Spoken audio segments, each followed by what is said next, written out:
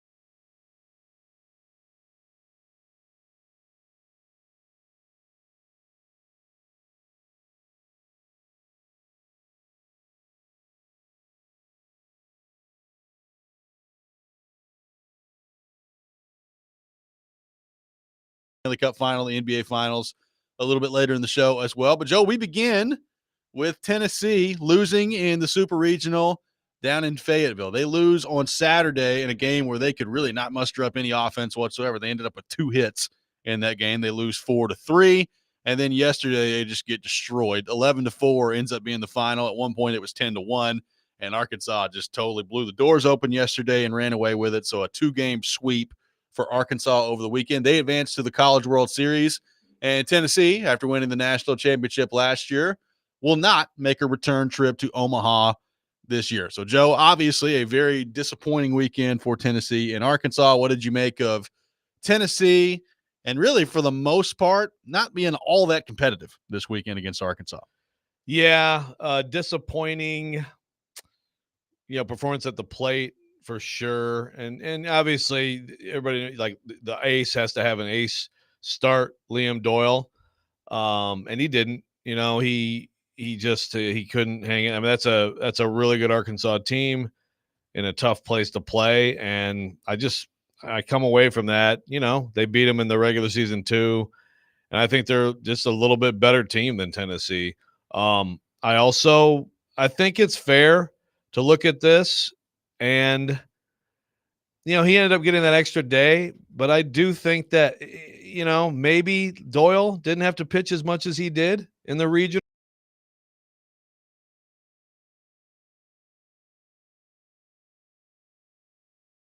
Like, you really do tell him what to do. Now, granted, Vitello had a great tackle on him after that game. And I don't know if that's, like, I have no idea if that's what happened or if it's just as simple as Arkansas, just got him a couple times. And, he leaves the game is still, I mean, it's still, they're still attached to Arkansas.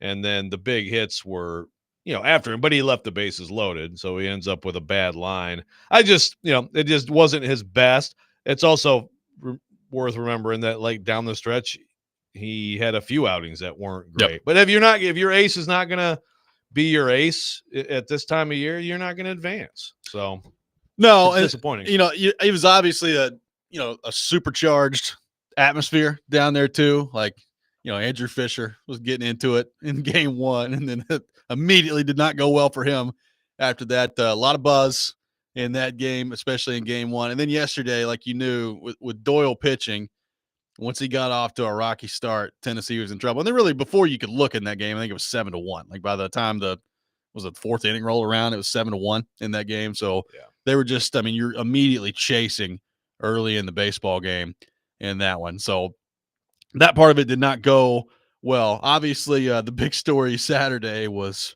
Root and the way that he pitched, and some of the after pitch, after out shenanigans that was going on out there. A lot of yelling going on Saturday between Root and some Tennessee Volunteers. The umpires met up and discussed it, gave teams warnings. What did you make of kind of all that went down on Saturday, Joe? Yeah, there wasn't much. I mean, it wasn't hard to read those lips. Sheesh. It was not.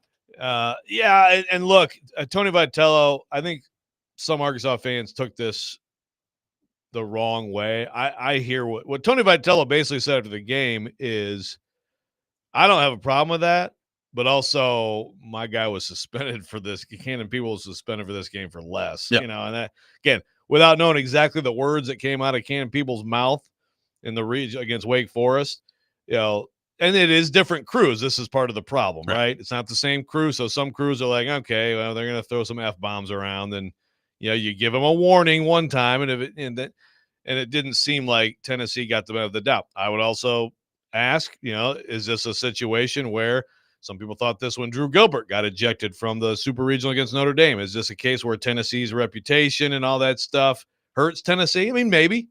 I'm sure some umpires, feel like Chipper Jones feels, about Tennessee again. Yeah. Although I think Tennessee gets isolated for that in a sport where it's way more the norm than not, right? Yeah. Like, I don't think I'm being a Tennessee homer and saying that, but I think they handled it right. I think those umps handled it right. I think my issue would be, man, Cannon Peoples better have done something real. It said something just real, sinister for him to get that kind of a punishment, to have a key player out. Of course, Cannon Peoples yesterday had a couple plays behind the plate during that inning that they blew it open that really tough. Like, you got to make those plays. They're both technically wild pitches, but you got to have those as a catcher. But anyway, I thought yesterday we were on alert of, like, be ready, because this, there could be something. And then I think the emotions of a game like that change when it becomes a blowout. And luckily, no one was talking trash, or, everybody was respectful. Tony Vitello's like crying, talking about Arkansas and his his friends on the staff. So, I mean, like, all that stuff was good to see. It was good to see. Nothing really ever popped up. I did find it hilarious that, like, I think it was the second inning in game one where, like, Vitello or Anderson, I don't know which one, got a warning from the umpires, like, immediately for arguing ball and strikes. It's like, it's the second inning of the first game. Yeah. They're already getting warned from the dugout. This is, like, unbelievable to me. Set the tone, man. Figure out where you can go. Figure out where the line is right away. I guess they must have. Yeah. So, but it's, this is only the second time since 2018 that one of the two teams in the state haven't been in Omaha. Yep. Pretty wild. Vandy wins at 19. Obviously, there's nothing in 20. They're both there in 21. 22 was the year, where obviously Tennessee was the 1 seed. Then the last 2 years, you get Tennessee win it all last year. Tennessee goes the year before. So, it's too bad. Both of these teams, I think, were good enough, could have done it, needed to have their best, and they're both sitting there. I'm sure Vanderbilt fans are. I don't know if they're talking a lot of trash. Some are, I'm sure. I'm sure they're very happy with the result. But they're weekend. certainly happy that they don't have to deal with any more Tennessee winning. Yeah. And again, Saturday, the most disappointing part for the Vols was just the bats went totally dry. They ended up with 2 hits in the entire game. And with Tennessee's offense and their ability to, yes, hit the long ball, but just keep themselves in it and keep themselves in at bats, in counts, just to not be able to come up with some timely hits in that game was really disappointing. You don't give yourself much of a chance at that point. And then, like I said yesterday, you're just chasing the game. So I think it's pretty clear Arkansas is better. Like, Arkansas is the better team. They're advancing to the College World Series, and we'll see what they do from here. But a disappointing result for Tennessee. We'll take your reaction to that. 615-737-1025, our phone number. 615-737-1025. The Vols are out, and they do not advance back to Omaha this year. We'll have more coming up next.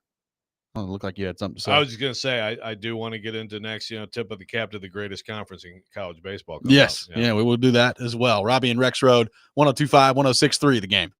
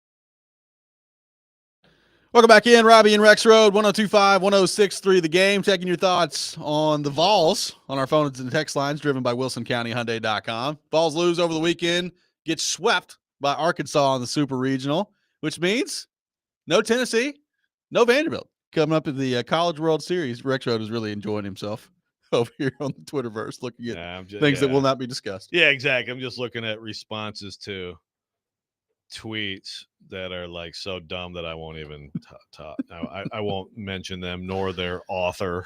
Totally unrelated, but Who will now go back to the mute.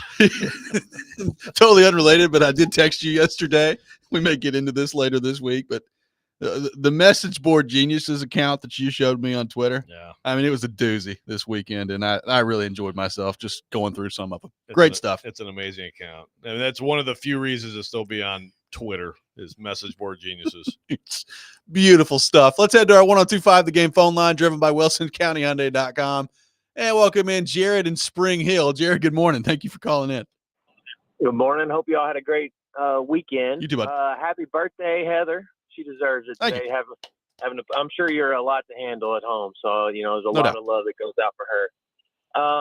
But yeah, my wife was is a Razorback graduate, and where we would go and visit, that stadium is a pretty unique place to play, and so it was a good weekend in the family household where I was watching them go down. But this is just a general complaint.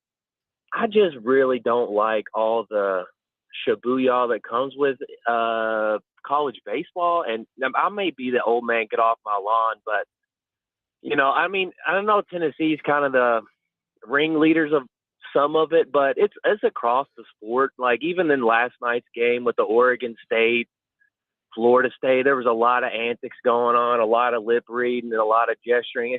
I just really wish, and maybe I'm just an old man, but I was just always kind of taught to respect your opponent, but also too, I wasn't that good. So maybe my coaches knew I couldn't talk trash and get away with it and make my other teammates look stupid out there too. So that's just my statement. Happy Monday, gentlemen, and tighten up, baby. Thank you, Jared. Appreciate it.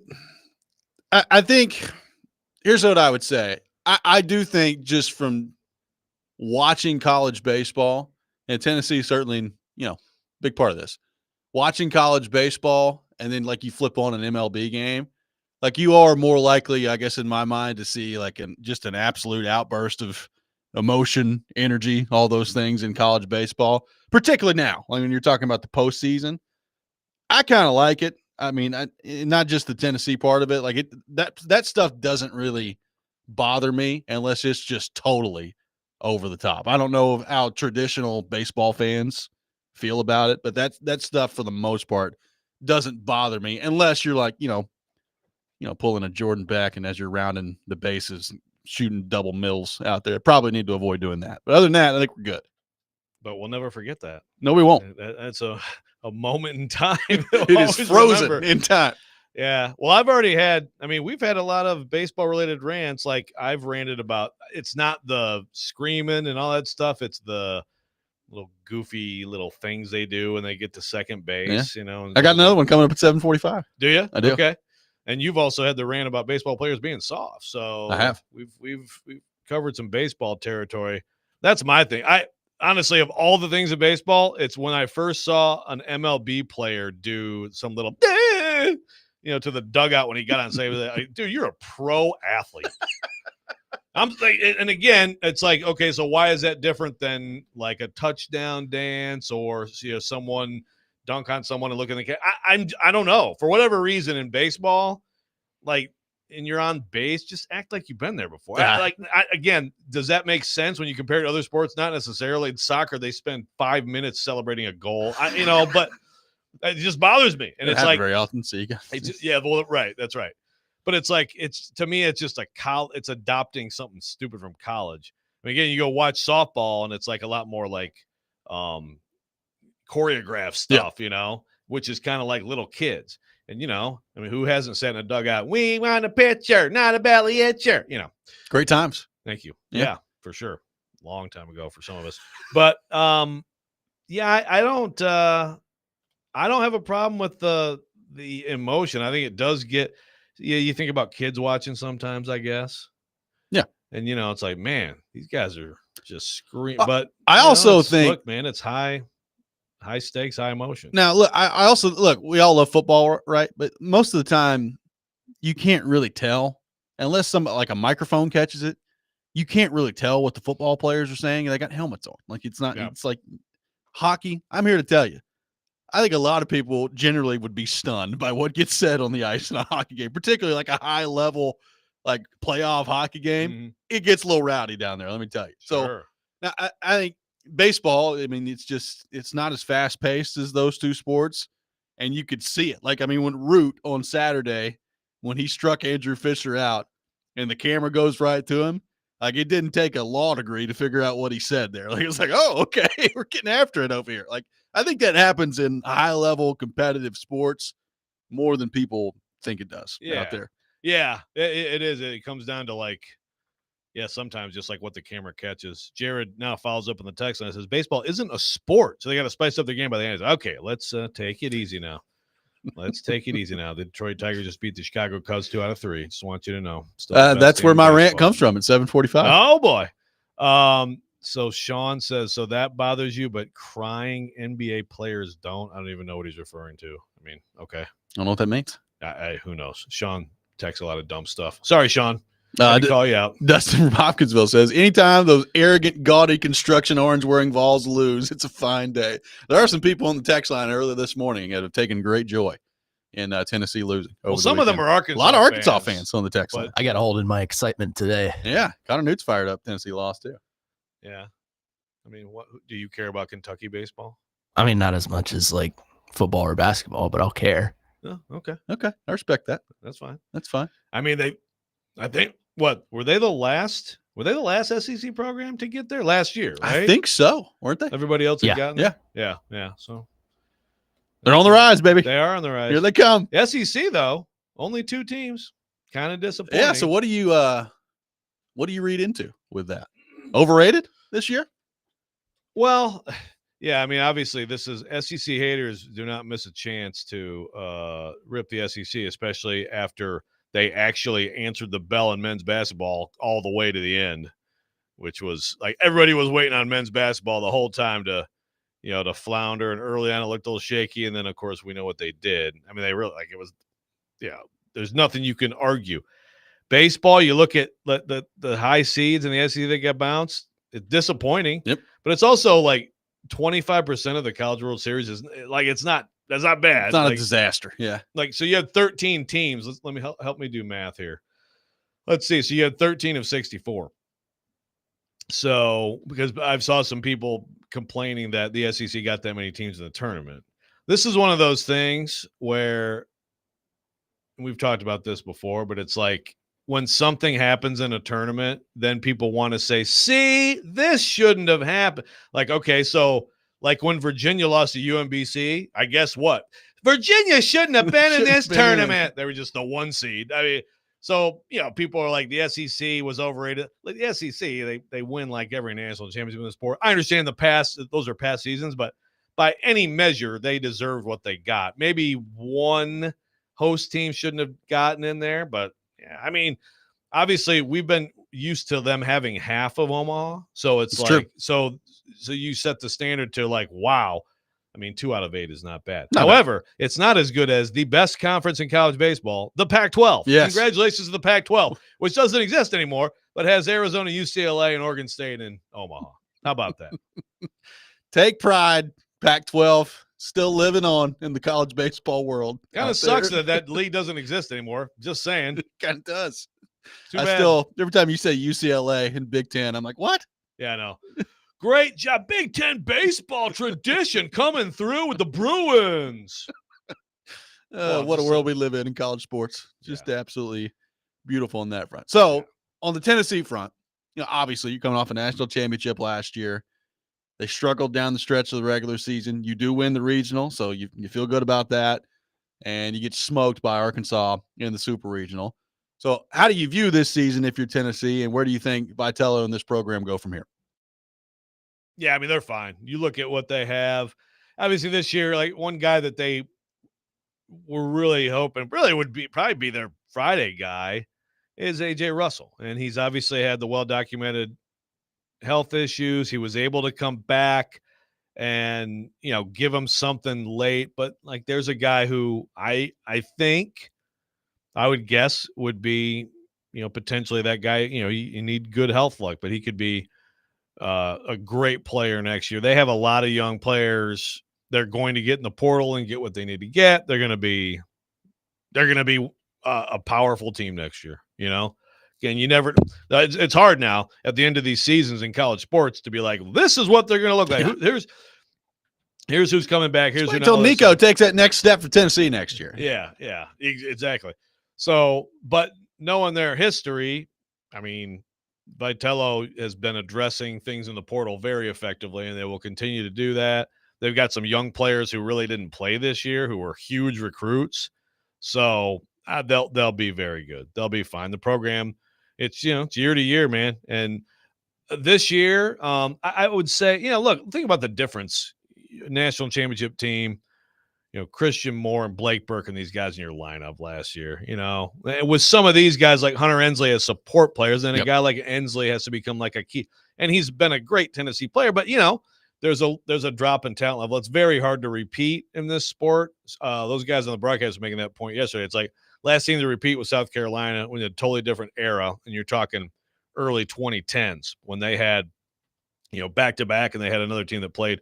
It's just usually when you have a team that's that good that wins it, like usually you're going to say goodbye to a lot of those guys. So they're going to be fine. And I think, Vanderbilt will be too. They look like they, on paper, could be really good next year. So hopefully that's a 1-year miss for at least one of them to get to Omaha. Give me Tennessee Vanderbilt in Omaha at some point. That's all I want. Just give me Tennessee versus Vanderbilt in Omaha at some point. Be beautiful here on this program. It'll happen. It'll happen at some point. As Ty says on the text line, and I share the sentiment, thankful for baseball/softball season, helping me through by filling some of the gap until football season starts.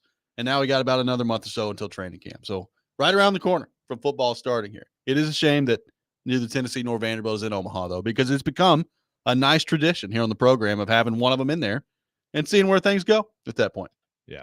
Yeah. Hey, I mean, it's we need it, man. We need all we can get from everything else to get us through these hard months without football. 615-737-1025, our phone number. More thoughts on the Vols to get to on our text line. We'll do that. Plus the Stanley Cup final and NBA finals in full force. We'll catch you up on that over the weekend. Take your thoughts on where those series are going as well. Robby and Rexrode, 102.5, 106.3 The Game.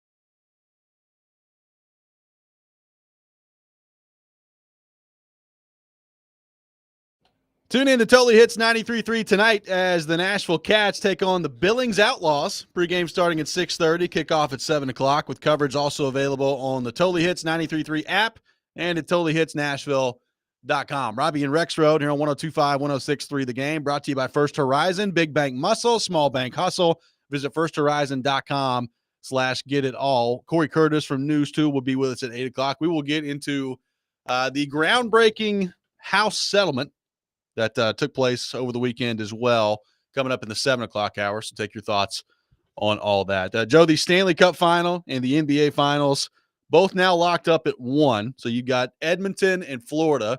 Both games have gone to overtime to this point. Florida gets the game winner the other night in double OT. Brad Marchand scoring the game winner for Florida. So they head back home with the series tied at 1. Game 3 coming up tonight. Last night, Oklahoma City predictably responds in a pretty big way in game 2, and they crush Indiana. So that one's tied up at 1 as well. So let's start with the NBA finals since it happened last night. What do you make of Oklahoma City's response and where things are headed with that series now tied up at 1 going back to Indiana? Yeah, you watch it and you could come away saying, all right, OKC in 5. I'm not saying that I think that necessarily, but they've controlled most of these 2 games, and they just, again, Indiana's magical end of game thing got them in game 1. But like Indiana just struggles to get comfortable. I'm watching this Miles Turner dunk, which was their one highlight from the game. That was pretty good, but they just, they just struggle to get into anything. Oklahoma City's defense is really special, and it is just so different from what you're used to seeing in this league in terms of it's gambling, but it's this controlled gambling where they seem to know exactly where to be and what gaps. And it's like sometimes like almost it looks random in terms of all of a sudden here's a trap out of nowhere. It's, you know what I mean? It's like it's seemingly sporadic, and they just kind of give them freedom. I don't know how much of it is, really like carefully choreographed, but man, between that and just the fact that they can straight up guard everybody there, and then of course they have a rim protector, it's a really tough thing to deal with. I'm really interested to see if Indiana at home can figure some things out, but they're just struggling to get into offense. And if Oklahoma City is not going to help them, with turnovers, help them get in transition at all, it's just really tough sledding for Indiana. It is. I mean, Shai Gilgeous-Alexander, 34 last night. So he had 38 game 1, 34 in game 2. And like you said, like everybody pays attention to Oklahoma City's offense. And, by the way, we had a texter last week talk about the bench for Oklahoma City and how they don't have one. I think last night a pretty good example of, they got a pretty good bench out there. It comes in and can play really well. But as we talked about last week with Vinny Goodwill from Yahoo, their defense is unbelievable. And that is when you start looking at the metrics, and I saw Tim Legler talking about this on SportsCenter as well. Like they are a historically great defensive basketball team by all the metrics you want to look at. They are historically great on the defensive end. And that is why I think it's going to be tough sledding for Indiana. Now, I will say, like, this has also been what Indiana has done, right? Like they have a dramatic, unbelievable win, and they'll get smashed a couple games in the series, but they found ways to get through it and win on the other side. Yeah. So they've been a very resilient team to this point, and when it looks like maybe a team has figured them out, they come back the next game and they play really well. So I'm really interested to see, does that pattern continue in game 3, or has Oklahoma City actually figured something out here and they're just going to be way different than any of these other matchups that Indiana's been able to overcome? Yeah, ESPN showing the graphic of their next game after getting blown out. They've been blown out by 15 plus. They won the next game by 17, by 20, by 26 in the previous 3 series. So they usually respond really well. I mean, Halliburton, he ends up with okay numbers because he has a very productive fourth quarter, but it was pretty much garbage time. And Lou Dort shutting him down, and just Halliburton, to me, just weak with the ball sometimes, and just not looking for a shot enough early in these games. I think that's a huge thing. He just has to. I think he has to think of this in terms of I've got to just create some offense by myself at times, and just because he can get himself a shot. He needs to do that more often. I know he's a point guard first. He's trying to get guys involved. I think that's normally a good way to go, but he's got to score early in these games. And so I think that'll be a big thing to look for in game 3, is that he's just going to come out looking to score, and he needs to. On the Stanley Cup side of things, it was a great game the other night between Florida and Edmonton in game 2. And it looked like Edmonton was dead in the water. And then Corey Perry scores a goal with 17 seconds left to tie it up and send it to overtime. And you thought, man, if you're Florida, you had a 2-goal lead in game 1. I think at that point, heading into that game, were 31-0 under Paul Maurice when you had led after either the first or second periods. And then you blew that one. And then you had it where it looked like you just wrapped it up and won, and Corey Perry ties it. And, man, if they'd have lost that game, it's like, wow, they've totally blown this. So they get it done in double overtime. I thought that was a huge, huge win for Florida, given the circumstances. And now we'll see heading back to game 3 tonight. I mean, McDavid made just an unbelievable play in that game to get the puck over to Draisaitl. And when he's playing like that, I don't really know what you do with it. But Florida is built not to stop him, because I don't know if anybody could stop him. But Florida, with how deep they are, we've seen it in this series. Their offense can bail them out a little bit. So I'm interested to see what game 3 brings tonight in the Cup final. It's been great so far. Yeah. And Brad Marchand, how huge was that pickup for them? The stuff that he's figuring out and the plays that he can make in this series, pretty amazing. Your depth is, it's so important to have guys like that, beyond your top 2 lines who can make plays like that. I mean, this series, I continue to be not super optimistic. That Indiana is going to take that one deep. I'll be shocked if this one doesn't go 7. Like, it'd be such a disappointment. Yeah. Like, if it's not game 7 overtime, I'm going to be disappointed. I'm counting on game 7 overtime. Yeah. I mean, it's been unbelievable so far. And I think, like, they get to split in Edmonton. I think it'll probably split again in Florida. And my guess is you're going to be heading back to Edmonton for game 5 with a 2-2 series. But we'll see how that ends up working out. But it's been awesome. So, like, it's been really high level hockey. And that's what sometimes you get to a cup final and it's not that. Like, it's not, I mean, the intensity is always there. Sometimes the execution's not quite there. It's been incredible hockey so far in this series. Can't take your eyes off it. It's incredibly entertaining. And you watch it and it's like, I'm like, why did I think it was going to be anybody but these 2 teams? Yeah, same. But there were plenty of other teams that could have made a case. Obviously, going in, I didn't see everybody picking a rematch, but I'm glad we got this. Yeah, same here. Let's head back to our 102.5 The Game phone line. Welcome in Adam in Portland to the program. Adam, good morning. Thank you for calling in. Hey, man. Hey, Joe. I've told you before, you're my favorite on here. All right. So I'm going to lend that support. It's the same thing if you were with your spouse in public and they say something that's like blatantly wrong. You're like, no, that's correct. You'll support them in public. I got to tell you, dude, your NBA take is so whack. Like, it is so wild. I've been wanting to talk to you about what's my NBA take? Tell me what my take is. Because Jared, of course, twisted my words into, I said the NBA is more entertaining now. I never said anything to the – how many times, Robbie, have I said, what's my favorite sport of all time? League, the 80s era. NBA. Right. That's my favorite. That is. So I just want to make sure you're not doing what Jared does, which is take someone's words, twist them so he can, carve out 2 segments on his show, which is what he did. But go ahead.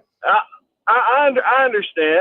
I'm just saying, if you're to say that, because there's no way to compare it, but if you were to go, these guys aren't as entertaining, and they would beat the 80s and 90s guys by 60 points. They wouldn't, because Jordan and all those guys would adapt to these weak, soft NBA rules from today, and it would just be a different level of ball. That would be interesting.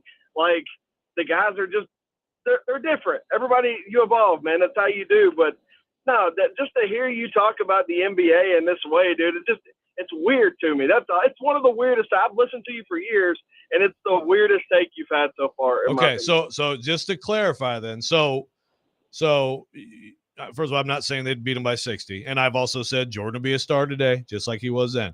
What I'm saying is that people get bigger, faster, stronger, more skilled, nutrition, training in 30-plus years, 40 years, things progress. We would never think football teams of then would beat our football teams of today, right? You agree with that or no? Yeah, I mean, I would say okay. so. But so why in basketball do we not think that people get bigger, stronger, faster, better? Why do we not think that with the whole world involved now in basketball, we look at the Euros we have in this league, that the level of talent is higher? You don't think it is? It is, but here's the deal, dude. Okay. And I'll kind of leave you because we could talk about this till we're blue in the face. The first time Steph Curry come down the court and got right past half court and threw it up and it hit, you went, oh man, that was crazy. And then when he kept doing it, and then everybody kept doing it, you're like, hey, he just ruined the sport. It sucks now because all they do is chunk up threes. So it just, I don't know. The game's adapted almost to an unwatchable level now, though. Like, especially if you don't have a So team. did you watch? Did you watch the game last night? All they did was chuck up threes. I watched the last two. I understand. No, Okay. This is different. You know, the series is different, but it's an anomaly as well. Okay. Oh, it is. Okay. It's 100% an anomaly. People don't play basketball anymore. 110 to 111, and that's a low-scoring game, dude. Are you kidding me? Thank you, Adam. Appreciate the call. Do we want to start going through some scores of this postseason? I think we've had some 85, 78 I will games, say, I will say it was. I'm trying to remember what year it was, but it was in like the early 2000s. I was just scrolling TikTok, which I do way too much, and it was like a conference final game where Kobe threw that lob to Shaq. Yeah. And it was like late in the fourth quarter, and it was like 81-79. And I was like, what is this? Basketball used to be like this. That's right. God. Yeah. I mean, look, again, Detroit Pistons fan growing up. I mean, the Bad Boys, my favorite of all time. I love them. They'd get waxed today, but I love them. But again, so they kicked the crap out of the Bulls. But no, the Bulls, they got the will to win. But you go back to the 04 range when the Pistons won it all. They beat the Lakers in 04. Like the Pistons Pacers games in the conference final were seriously like there was like the famous play where Tayshaun Prince. It was like 73-68. It was, yeah, it's crazy. I forgot, like, my God, like college games were higher scoring than, what? So again, I just, if we're going to complain about the take, just make sure you know what the take is. I'm not saying, like, I will never be more entertained than I was by that brand of basketball back then. I will never love this more than that. I just recognize, like, there's progress in athletics, but it is some reason basketball's in a time capsule for some people. 615-737-1025. Our phone number is 615-737-1025. Take more of your thoughts on the Stanley Cup final and the NBA finals, plus another development in the world of hockey that I saw coming after the way that the series ended, but it's still stunning when you think about it. We'll get into that coming up next. Robby and Rexrode, 102.5, 106.3 The Game.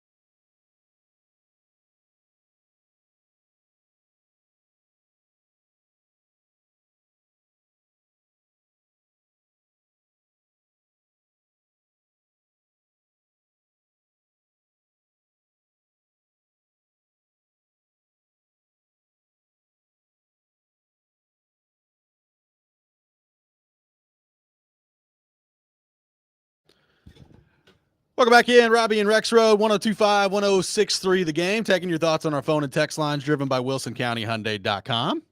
So I noticed that Connor here on the caller board has really big letters. Is that because you think I'm an old guy? Is that? I mean, I appreciate it. I appreciate the. Oh, it's just a preset. Like, okay, I can make them smaller if you want me to. No, I don't. enjoy it. I very much. I'm just saying. Like, I didn't know this was even an option. I think previous producers have forced me to squint. I think David does it for Jared, Okay. and he just obviously he's been the last one to use this board. Oh, Jared's got bad eyesight too, along with takes. I guess so. I didn't know. I can read every last letter. I can know. read up there. You just gave him good. 2 segments. It's good. Maybe so. You can spend more time on Joe's NBA takes, where apparently Joe thinks that Michael Jordan, along with Tom Brady, are not top 75 players in their own sport. I think Michael Jordan is one of the greatest NBA Central Division shooting guards of all time. That's good.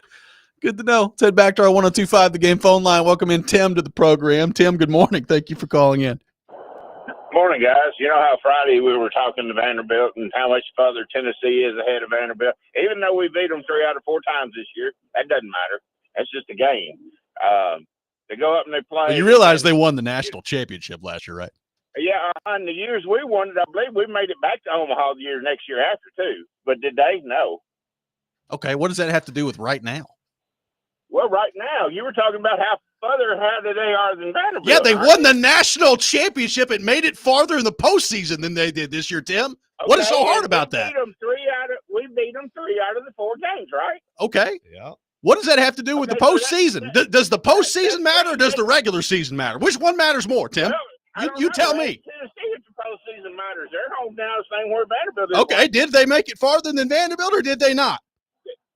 Yeah, they did. Okay, so what are we talking about, Tim? My point is, you're saying that, okay, how many games? They played 4 games this year. How many Tennessee win? They won 1. Okay. The other thing I want to get to right quick, because you're not going to want me to say. Anyway, after the deal Root did, Vitalo complains about they should have done. You know something? It sucks when you get a little taste of your own medicine. And what Root did probably wasn't near as bad as your players running around the bases flipping players off. What Tennessee player flipped them off this year? I must have missed that. Did any Tennessee players flip them off this year? It's on there. You just got to look on the internet. You can see it. It happened this year. Yes, sir. Okay. Yes, sir. It did. Okay, so you have no idea what you're talking about. Thank you, Tim. We'll see you later. Wow. We finally got Robby yelling at it. I've never seen Robby. If you're going to come with stupid takes, that's fine. But come with something relevant, present, not from 2021, 2022. By the way, Vanderbilt won the national title in 2019. They didn't have a tournament in 2020, and then they didn't return to Omaha in 2021. Yeah, they were in Omaha in did they? 2021, Yeah. but they did. Yeah, the tournament got I was canceled. born next year. last week, so That's true. Yeah, they got to the final game in 2021. Again, I don't understand. But they didn't get. I mean, 2021. I mean, if you want to go back and talk about the entire program's history, yeah, Vanderbilt's a better baseball program. Right. But the idea that right now, it's not even really arguable. No, to me, maybe I'm wrong. I agree, and I'm not. I really don't. I really, really don't. Again, GB Joe, whatever. I'm not. I don't have an allegiance. I don't. But I don't think it's a very good argument at all that Vanderbilt has a better program right now. And again, is it arbitrary to take the last 5 years? I mean, I think the last 5 years is a good time. I mean, again, if you want to talk about better overall program, 2014, then we can do that. Yeah. You want to talk better overall program, right? Like if you're going back through the history of the whole thing, yeah, it's not like Vanderbilt's got the better program. I don't think anybody would argue against that, right? But if you're talking about right now, like who's the, Jared calls it the best team in the state or the best program in the state right now. I mean, I think is Tennessee not the only team that has been to the Supers 5 years in a row? Yes, exactly. Vanderbilt winning 3 of 4 this year is great for Vanderbilt, but that just doesn't overcome the postseason success Tennessee's had and consistently is having, while Vanderbilt is consistently not having it. I mean, I think that's you have to keep that in mind too, right? Like Jared's whole thing is because he got into you don't celebrate Sweet 16s. That's fine. But you also, if you never make the Sweet 16, which is what the reality is for Vanderbilt right now, I'm sorry, it's just what it is. Then, like, how is that not part of the equation? I don't understand the thought process here. Now, again, look, I get it. Like, if you're a Vanderbilt fan, you won the SEC tournament this year, and you beat Tennessee 3 out of 4 times. So we talked about how good that is for the rivalry in terms of it flipping, because recent history, it has not gone well for Vanderbilt, and they flipped that part of it this year. But you have to have some postseason success on top of that. At the end of the day, when you're talking about college baseball, college football, whatever it is, the postseason is where things matter. That's what we talk about, right? Like, yes. How many times have we heard from Predators and Titans fans of, well, it's great that they get to the dance in the regular season. I know that feels like a long time ago for Titans fans specifically, but we want to do something in the playoffs. Like, the playoffs is where things matter. Right. So, and then again, if you're, I understand the head-to-head. That was great for Vanderbilt this year. Sure. But let's talk in this time frame again. Basically, the Vitello era. Like, in the Vitello era, he has surpassed Vanderbilt. And again, can it go back? Sure. I mean, if Tim Corbin's there, I think Vanderbilt's going to be good and knocking on the door. And this year, they should have been in Omaha, but they didn't do it. They didn't perform in the postseason. So if you're going to take Tony Vitello right now in this stretch against Tim Corbin, he does have him beat head to head, at least since 21, and he has way more postseason success. I don't understand why this is controversial, but I appreciate Robby yelling at I've never seen Robby get into it with a Vanderbilt fan before. So there we go. I mean, I like most Vanderbilt fans. They're friends of mine. Yeah. Most of them. Sure. Not Tim, though. Are we sure that wasn't Tim Corbin in disguise? Well, I'm not sure. Tim, I'd probably feel bad about that if it was. If so, that was a hell of a job, Tim, disguising your voice. We'll get to the Peter DeBoer part of this a little bit later, because I do have some thoughts on that. I heard Jared's take on Peter DeBoer over the weekend as well, so we'll get into all that a little bit later in the show. There was a groundbreaking settlement that took place in the world of college sports this weekend, finally, that we've known is coming, but now it's here. So what does the House settlement mean for college sports, college football? Why should fans care about it? And how will it change things moving forward? We'll get into all that coming up next. Robby and Rexrode, 102.5, 106.3 The Game.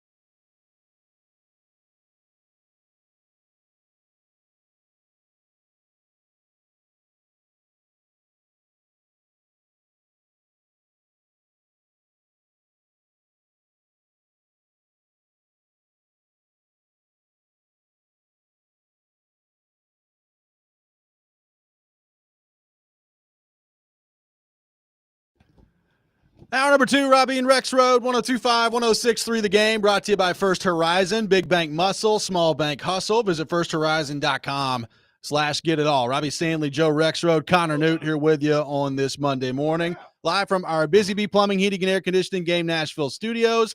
Home of the $99 yearly Beehive membership, where the buzz is always about great service. We'll have Cory Curtis from News 2 coming up at 8 o'clock. We'll get his thoughts on the Vols, all things Titans, as well as minicamp is coming, and we've got training camp right around the corner. So we'll get Cory Curtis's thoughts on that a little bit later in the program. So, Joe, the House settlement, which we have discussed a little bit and that we've known is coming in the world of college sports for a while now, has now happened, and a federal judge has approved the terms of basically what amounts to about a $2.8 billion antitrust settlement. So, just for clarification, the House settlement has nothing to do with the House of Representatives. So I just want to clear that out there. It is an actual person in the lawsuit. So let's just start there. Joe, I've had a lot of people ask, okay, what is this? What does it actually mean for me, a college sports fan? So let's just start there. What, in layman's terms, does the House settlement mean for college athletics? If you're a college athletics, college sports, college football fan, why should you care? And what will this change as we move forward here in terms of the landscape of college sports and how things are set up? What does it mean for you? Whoever your favorite team is, you need to go find the little QR code and start donating, okay? They need your money right now. They need all your money. Look, it means that schools are paying athletes. So we had all these statements Friday when the judge, Claudia Wilkin, who has – she's presided over a lot of these cases out of California, federal judge, including the big case in 2014, O'Bannon, Ed O'Bannon from UCLA. That's the big one that started the whole thing rolling on. Oh, yeah, actually, this is a big cartel that has free labor and should not be allowed to restrict people from making money. So all these people, Sankey and all the commissioners and Charlie Baker, then say like, this is a huge, monumental day. And look, technically it is, because technically now it just means that schools are actually paying their athletes. So technically speaking, it's this huge deal because it's not just the NIL coming from outside income. It's actually schools paying the athletes. How big of a deal is it for the college sports fan? It's just, I don't know where it's going. I don't think that the things that they've put in place to go with this are going to work at all. And that's just me. And some people disagree. And I've talked to some people in college sports who think that they're going to be able to cap the money and it's going to work. And they're going to, it's just, I don't buy it at all. I think that you're still going to have extra money on the outside as these top programs pursue the top players. Because now the schools have $20.5 million basically, yep. and they're going to split it up among their athletes. So what does that bring? Well, first of all, one thing that definitely changes here, I guess it's not totally different because you had the collectives had the same idea. You talked about it as a Tennessee fan, Robby, right? It's like, when it comes down to it, I want good basketball teams, I want a good baseball team, but better not sacrifice football money for that stuff. Yep. So now you have coaches. I know at Auburn, talking to those coaches during March as they're making their run. It's like, yeah, it's about to get real intense and competitive because they have a championship program, but also Auburn football is trying to get back on its feet. So are there 2 or 3 or 4 million that are up in the air between one of those programs, and how does that get sorted out? And then how much are you paying your other athletes? It's a settlement, but it's not going to stop. To me, it's not going to stop lawsuits. There's going to be more lawsuits, especially because they have Deloitte now in charge of this. They have this College Sports Commission, which is supposed to really bring enforcement now and really be able to enforce the rules. And they're going to look at these NIL deals. And if they're not real NIL deals, okay, like really you're doing something for a product and getting paid, and if it's deemed as actual just pay for play, then it's going to get rejected. I don't see how it works. Again, I've talked to some people who are like, I swear, It was really impressive with Deloitte and all the stuff they did. And I think, everybody wants this to be capped. Everybody wants it to be controlled. So we're all going to hold each other accountable. I just don't buy it. It's kind at of a all. laughable statement. Yeah. I mean, it is. I mean, so, people are hopeful, but when it comes down to it, I think it's just the latest stop on the way to what has to happen, which is some sort of collective bargaining. But the NCAA, I mean, people are just fighting that until they're going to fight. They're going to die in the hill. They're going to fight it all the way to the end until it inevitably happens. Well, there's a line here from an AP article that's interesting that says, quote, the defendant conferences, talking about the ACC, Big 10, Big 12, SEC, Pac-12, are creating an enforcement arm that is essentially taking over for the NCAA, which used to police recruiting violations and the like. Among this new entity's biggest functions is to analyze third-party deals, which you just talked about, worth $600 or more, to make sure they're paying players for an appropriate market value. The problem with that is, Joe, as you pointed out, the holding each other accountable part of this, it's like, okay, so you guys have, for the history of time, been looking for every possible competitive advantage that you can possibly get, be that in football, basketball, baseball, whatever. And now we're supposed to sit here and believe that for the greater good, you're all going to come together and say, well, we know that we could land such and such recruit over here. But it would really not be the traditional NIL sense. It's basically pay for play. And we've already reached our money on the $20.5 million. So what we're going to do is, instead of recruiting this guy, we're just going to throw our hands up in the air and we're going to say, well, we just don't quite have the money, don't have the funds, don't have the NIL deals to make this happen. So you can go play for Alabama instead of Tennessee. Right. Like, do we actually believe that's going to happen? Because I don't. No. Now, again, do you get to the point, like if you have collective bargaining, that's where it gets interesting. I mean, why in the NFL are people essentially okay with parity? I mean, it's like, you're trying to run a profitable business. Yeah. But, in the NFL, it's like everybody kind of agrees on the rules and stays within them. I have one I've said before, like, did Robert Kraft quietly put away a little fun for Tom Brady over those years when he's taken last and everything like that, like stuff like that. But again, that's collectively bargained money, and it's all here's the parameters. It's just, that's also with 32 teams, Well, it's 32 teams. That's the problem. It's way less players. The players have a union. Like, there's a lot of things about professional sports that organize it.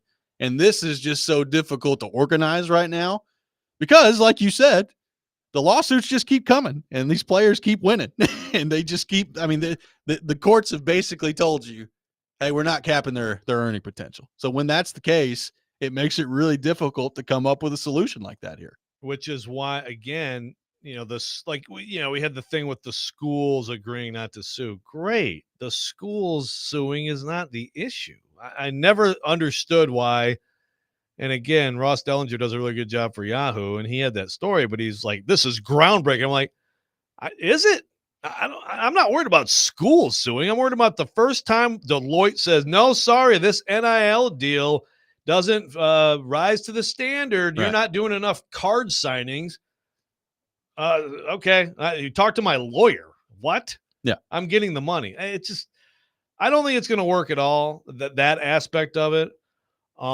And look, I am worried that now that we get to this point, first of all, and I think a lot of people out there who are parents, a lot of people get hurt by this. That includes kids who are getting recruited right now. There are way fewer opportunities for high school athletes. The walk-on situation is squeezed, and the non-revenue sports.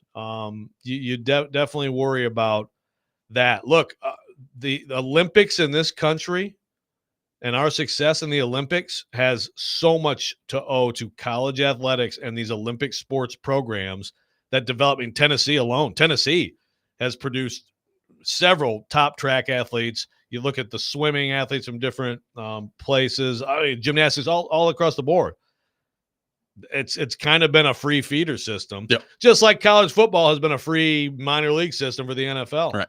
And I do worry about, when it comes down to it, as we move forward, the decisions get tougher and tougher, and it's just like sport cutting galore. I hope it doesn't happen.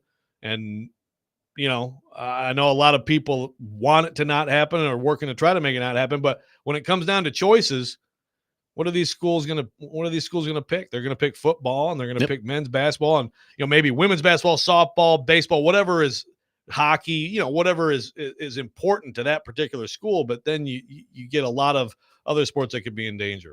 Another thing that's going to be interesting to see out of this is, like, does it ever get to the point where you start considering the athletes as, like, flat out just employees of the school, which to this point, not very many people want to see happen. I think it was Danny White, and the AP article brings this up. Danny White talked about collective bargaining and how that could really solve a lot of the problems there. Yeah. But really, in order to get to the collective bargaining part of it, it's hard to get. I mean, there are a couple ways you could get there. It's hard to get there, though, as he's pointed out, without athletes just being considered employees and having that part of it wrapped up. And to this point, the NCAA for sure, and a lot of schools have said, "Yeah, no thanks. We don't want the athletes to be employees."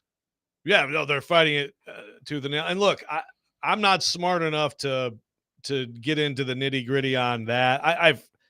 I've heard, the idea that if you make them employees, there are unintended consequences that would especially with like these other sports and the opportunities. I mean, I could see it getting a lot worse for them. So I'm sensitive to that. I've heard some lawyers talk about you can do collective bargaining as more of like a contract laborer, right? Instead of a full on employment status. Is there a way to make that work? Again, like it's been pointed out on our show. Chris Vanini came on our show and was talking about, okay, so in the NFL you have, obviously you have long-term players who serve as like the union reps and stuff. This is a much shorter term thing. But I also think, the NFL also elects someone to be the head of the NFLPA. Why couldn't Diego Pavia, when he's done playing at 37, have that be like a paying job? You know what I mean? There's ways you can figure this out. I don't, unless the labor here, the people making the money, have a say in the capping of the money that these people are trying to do for them. I don't think judges are going to be okay with it. Got a lot of your thoughts to get to on this. We'll do that next. 615-737-1025, our phone number, 615-737-1025. Your reaction to the House settlement and what this means and potentially could mean for the future of college sports. More on that coming up next. Robby and Rexrode, 1025, 1063, The Game.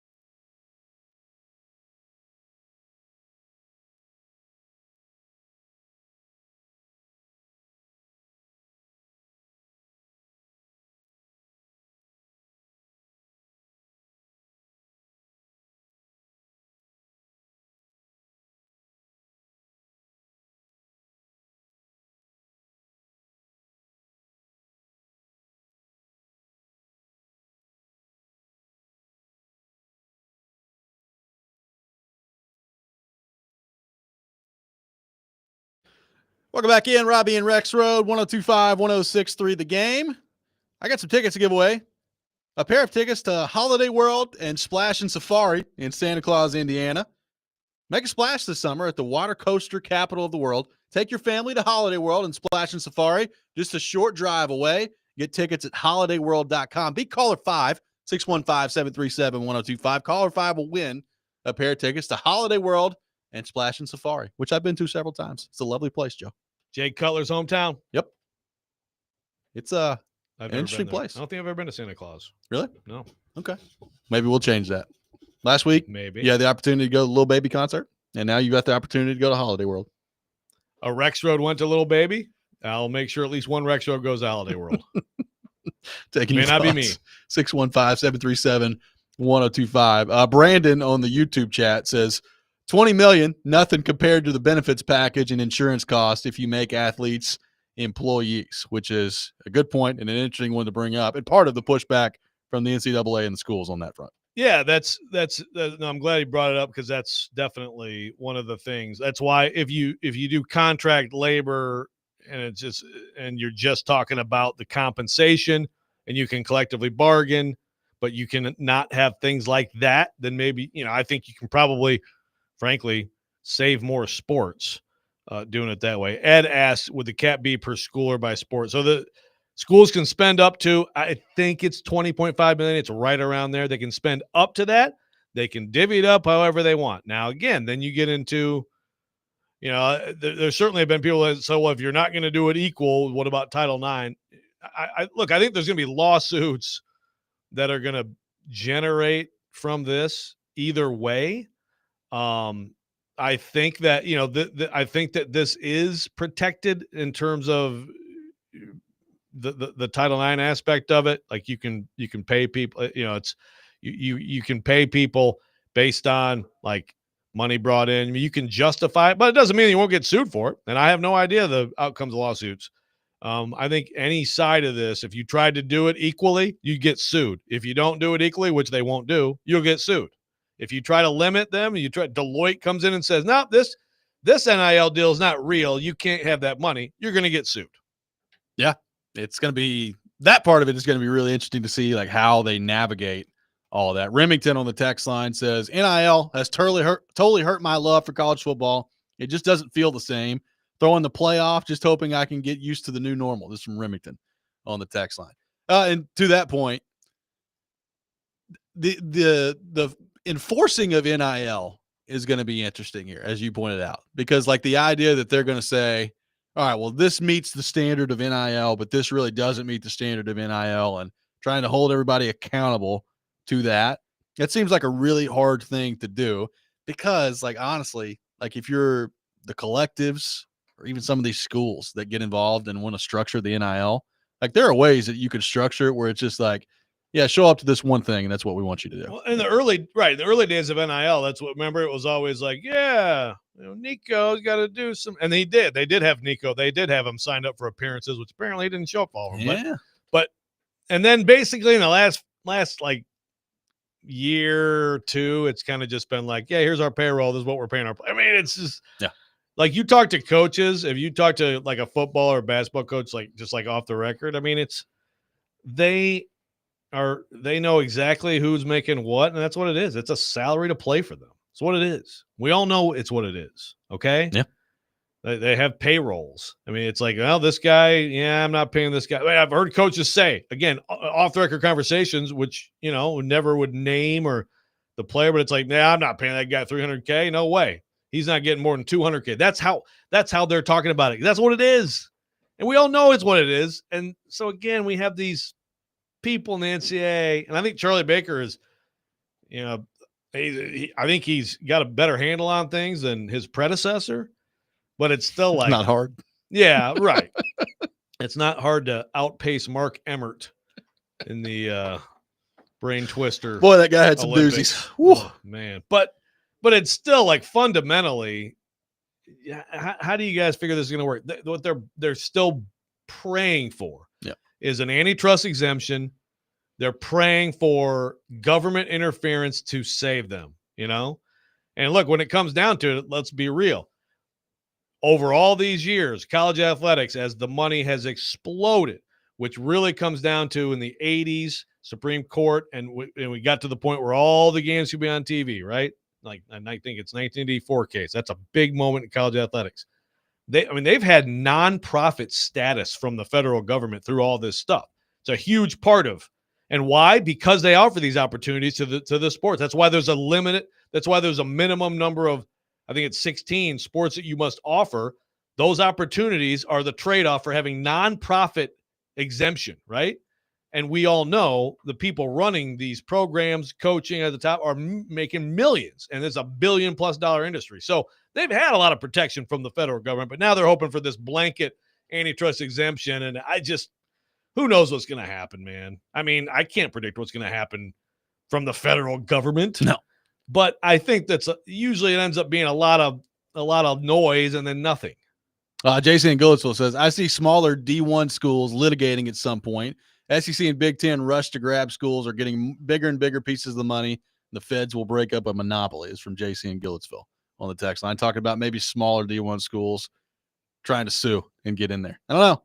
We'll see. I mean, that's the thing with the way it is right now. I mean, we all know that the SEC and the Big Ten, number one, are the huge money drivers, which is, by the way, why they're doing all this in terms of trying to get the automatic bids and the automatic qualifiers and all that stuff, is because they know that they're the biggest leagues and they drive the revenue and they drive the money, and they feel like they should be compensated for that, both monetarily and also in their value of postseason spots, particularly in college football. So that's why we're there. I don't know that we're anywhere close to like that changing anytime soon as it relates to the SEC and the Big Ten, particularly in college football. Yeah. Yeah. Look, there's going to be some kind of, and there already is. We're kind of in the process of a breakaway, right? Yeah.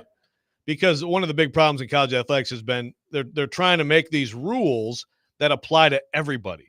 So there's such huge, and that's why the power schools like we're a totally different level of income and all that. Like we need our own rules, and we're that's what we're kind of seeing.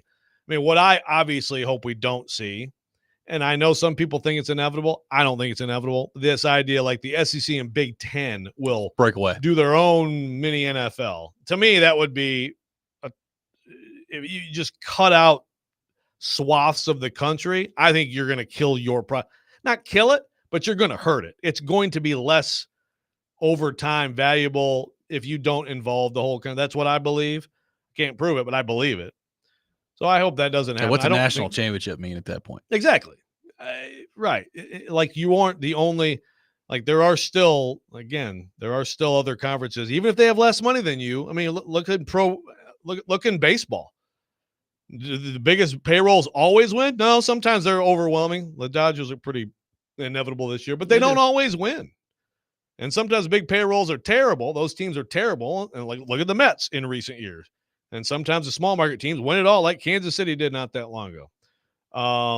Texter says, will NIL become the equivalent of endorsements at the pro level that has little regulation to draw in better players? That's the thing. I mean, NIL, to me, again, it was like the Olympic model. It's like, great. They can just, if you're, again, Cooper Flag last year made way more money. Duke didn't even pay him that much, is my understanding, because it was like, yeah, this dude's got crazy endorsements. Right. He's fine.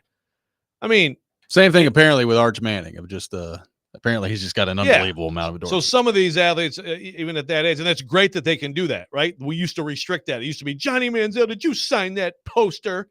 It's like, what are we doing? We're chasing kids around here that people want to pay $5 for the autograph. But the problem is, of course, any sort of opening to where you can pay someone, now everybody's they're going to be competing and trying to pay them to play for them. So you just have to acknowledge that. And we have to get to the point where, to me, with collective bargaining, now you can have multi-year deals. People who are sick of this stuff, I believe it's really about player movement. I mean, some of you may be offended that they're getting money. I can't imagine now why. I don't think a ton of people. I don't think a ton of people do either. But it's the movement. It's, oh my God. So this guy on our team that I really liked, he's playing for Arkansas this year. That sucks. And I get that. And I do think long-term that has the potential to hurt fan interest. I totally agree with that. 615-737-1025. Our phone number. More of your thoughts to get to on the House settlement, plus some news in the NFL and the AFC South.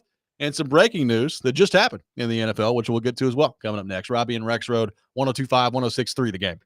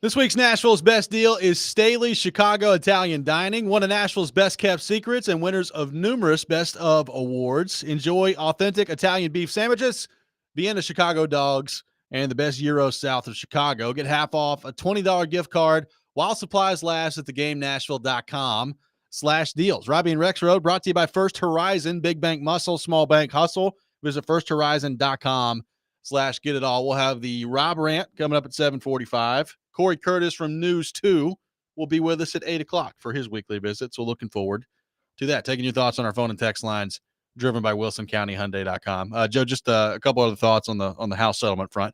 Ethan from Lawrenceburg says you shouldn't be able to quote unquote play for 5 different schools in 4 years. That is where I think we talked earlier about the fan part of this, because I think a lot of fans here, they hear like, well, the house settlement's coming, and they're like, well, great. What is that? Like, what does that mean? And what does it have to do with me? Why should I care? To me, this is where if you want to solve the fan part of this is where that conversation almost begins and ends to me. Like, you've got to find a way to really litigate the transfer portal, whether it's the windows, which I think there are too many of them right now, particularly in college football, or like just the amount of times you can transfer. Like, I think the old way of doing things was stupid, where like if you wanted to transfer ever, you had to sit out a year. Like, I think it was dumb.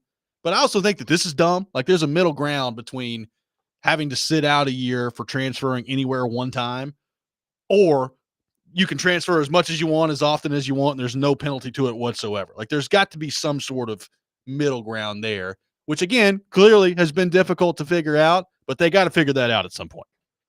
Yeah, I think like if we take any of this stuff and we just think of it like jobs, like any of us, because look, like it or not, and I've said this before, but like if I was 18 to 22 and had anywhere close to this kind of money, I probably wouldn't make all good choices. Okay. But that's the reality. It's what it is. And be a lot of Five Guys burgers and fries. Yeah. Back in my day. Yeah. But like getting all the extras and stuff. Yeah. It's expensive now though. I know. Everything is. Even eggs. But that's a story for another day. But detrimental to you and Koharski's egging business. I know. We have to. Yeah, we'll get it going someday. Yeah, look, they're going to get this money, and hopefully, again, they're helped, and they put it away, and they have seed money for their life, and it is possible that. I mean, let's face it. If you were an athlete at this level, and we're talking about the top athletes, right? But if you had a chance, but you're not a pro. There's a ton of great college athletes who aren't going to be significant pro athletes. Most of them, the vast majority, even the really good ones, aren't going to have pro careers that make them that much money. So again, this is their opportunity in life to like make that money. They shouldn't be denied that. And so you think about it in terms of jobs, they also we're allowed to go. I mean, I guess in this industry, you have non-competes and you have like little time periods where you have to sit or whatever. But like on the writing side of things, there's nothing like that. You can go switch from job to job all you want, right? But that's why also then you have contracts. And that's all it has to be. The argument that coaches move around whenever they want, that's very true. But they have buyouts that they have to pay, and there are multi-year deals. And that's it. That's the answer. So I think at least to have like a 2-year deal. So, you're going to, so that you have this athlete for 2 years in your program. I think that would help. And yes, look, the transfer fee someone brings up, if you look at it like soccer, there's also that stuff. Like there should be some sort of ability to recoup. And this is when you think about the lower level schools. Think about Belmont basketball and how much supplying of high major programs it has done in recent years. Belmont basketball should be getting like money back or something, right? For that, if it's going to be this total free for all, or if you have the ability to have a contract, then you have someone for 2 years. I don't know that you can do more than 2 years. I guess you could do. I mean, Nico signed a 4-year deal, but also didn't work left. Then just left. That's the thing, So if you have this more professionalized, which is what it's already doing, and just get it to the point where the laborers, the athletes, their representation has a say in the making of it, I think that you can slow the movement down. On the NFL front, some news in the AFC South. Nick Chubb expected to sign a 1-year deal with the Houston Texans today. So Chubb suffered, obviously, a really bad knee injury, I think in the second week back in 2023, and he missed the rest of that year. He came back last year. He missed the first 6 games of last season, still rehabbing for the knee. Got back in with the Browns, did not really look the same, and then he broke his foot in week 15. So you're obviously talking about, in Nick Chubb's case, a guy that has been through a lot of injuries in his career. He's 29 years old. I was telling you before the break, you could have told me Nick Chubb was 34, and I'd have been like, yep, sounds about right. He's 29 years old. He's had a lot of injuries. Obviously the Texans already have Joe Mixon, and they've got a pretty decent running back room. Like Dameon Pierce is in there too. So I don't know that it's a guarantee that Chubb is going to make the team. And if he does, what sort of a role is he going to play? But like if he's totally healthy now and he's back to, maybe he never gets back to being that Nick Chubb, but if he's totally healthy and the injuries are behind him, I do wonder what he could do for the Texans at age 29, coming into an already pretty good running back room. Yeah, it's worth a shot. It's definitely, I don't hate the idea at all from the Texans' perspective. I can't tell you that I'm all that optimistic. I think Nick Chubb right now looks like he's going to be the classic example of a running back who you can be great for a period of time. And we had arguments on this show not that long ago. Who's a better back, Nick Chubb or Derrick Henry? Yep. It was that. Seems laughable now. Right. But and then the injuries hit you and your career goes the other way real fast. So I don't know that this is going to be some groundbreaking move, but it's worth a shot. If he's past that stuff, I think obviously the guy can play. Very good player. The Packers have released Jair Alexander. So they had been working through some things all offseason. He's obviously their star cornerback who has been injury riddled the last 2 years. They were working through some things, including, I think, trying to get him to take a pay cut. And then ultimately it looked like he was coming back. And now after the draft and after free agency, he has been released. So Jair Alexander is out there. I would not look at that if I'm the Titans. I know that there's some uncertainty with L'Jarius Sneed and what all is going to happen there. I don't know that I would mess with Jair Alexander if I'm the Titans. I'd probably leave that one alone. You've already yelled today at a Vanderbilt fan, as a Tennessee fan, screaming at a Vanderbilt fan. It's true. Do you have any, do you want to let anything out as a Packers fan about Jair Alexander? I mean, I know you got your rant coming up too. I'm kind of glad that he's gone, to be honest with you. So you're happy. This is good. It's really kind of a great day. Like, oh, good. He's not there anymore. Stress-free Monday. Yeah, kind of awesome at that point. So yeah, he was. I mean, he had one pretty good moment last year when Will Levis hit him right in stride for a pick six here in Nashville, which I was like, wow, what exactly is Will Levis looking at there? He threw it right to him. Unbelievable. That's about all Jair Alexander did last year, though. So as I recall, Titans got to see it. As I recall, that was pretty good recognition and anticipation from Jair Alexander. I'm just saying. I'm surprised he didn't drop it. He's like stunned that the ball came there. He's like, wow, this quarterback threw that ball, huh? How about that? Good stuff. Levis's greatest hits. Yeah. Aaron Rodgers has signed the contract, Joe. The picture came out over the weekend. Apparently he's got a wedding ring on, which is throwing people for a tizzy on that one. Press conference coming up tomorrow, which anytime you get an Aaron Rodgers press conference, it could be fascinating. So that saga has come to an end. He's going to be in there for minicamp, and we'll see what sort of team they got. But the deal is done. It has been signed, and I can't remember exactly what the numbers are. I'll look it up here. Not a very expensive contract, though, for the Pittsburgh Steelers on the Aaron Rodgers front. It turns out apparently he wasn't lying when he said he would play for around $10 million. I think he's got some escalators in there that can get it up to like 19. I was going to say. It's like a $10 million base deal. Interesting. Yeah. That tells me that, I mean, look, he's 13.65. 13.65, and then you got a lot of incentive. I figured there'd be, $10 million guaranteed, and it could be worth up to $19.5 million. So $10 million guaranteed money. Okay. Well, is he? I mean, 4 quarterbacks. That's a pretty good price for Aaron Rodgers. Yeah. Is he still playing to get attention, or is he just seeing if he can try to snag a ring at the end? I don't know. If you're him, I don't know if you look at that team and think we could win a ring. But I guess if you think a lot of yourself and think that you still have like a great season in you, you could make the case for elevating that. Well, I think he's got a lot of respect for Mike Tomlin. Him and Mike Tomlin have always gotten along. You do have Metcalf there. You got TJ Watt there. So you look at, there's some star power. I said this the other day. I still think they're probably the third best team in their division. That doesn't mean you can't make the playoffs. So we'll see what happens on that front. But he can say whatever he wants. And I don't doubt that there's, he's talked about having something going on in his personal life. I'm sure that's happened. I tend to be more with like Charles and some of these other people that wonder, was he just waiting as long as he could possibly wait to see what happened with Minnesota? Because I think deep down, that's probably where he wanted to go, was Minnesota, and it just didn't work.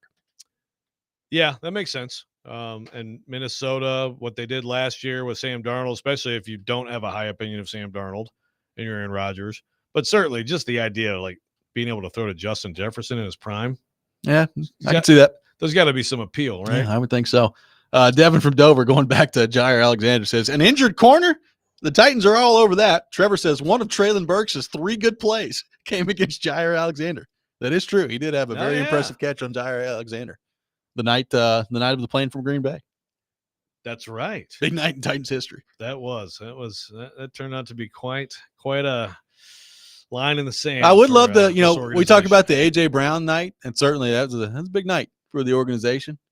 Like, go back to the night of the win in Lambeau Field against the Green Bay Packers, where the Titans were in first place. Looked like all was well. And then tell Titans fans what basically has transpired from that point on. I don't think there's a single Titans fan that would believe you after that night. Yeah, I forget the record right now. We were talking about it at the end of last year. It's atrocious, but they were 7-3 after that win. Correct. Yeah, 7-3, and have won like a couple games since then. Yeah, they've won a couple games. Just think about telling Titans fans, all right, you just won in Lambeau Field, primetime game. You're 7-3. This is going to be your record from here for the next 3 years. You're going to win like a total of like 11 games. I got to go find my. I'm gonna punch up my Confident Athletic from that night at Lambeau. I remember Kevin Byard in the locker room after that game, and he had every reason to feel this way. He was talking about the championship culture and all this stuff. Like they were feeling real good about themselves after that. And they should have been, especially because it's like the rookie, there he is. Yeah. Now you see it. My gosh, like nothing good's happened for themselves. Really, like, nothing good. Nothing at all. Like what did they do to deserve this? 615-737-1025 is our phone number. We got the Rob Rant coming up next. We'll have Cory Curtis from News 2 with us at 8 o'clock for his weekly visit. All that ahead. Robby and Rexrode, 1025, 1063, the game. Yes, more championship golf coming up this weekend. Just for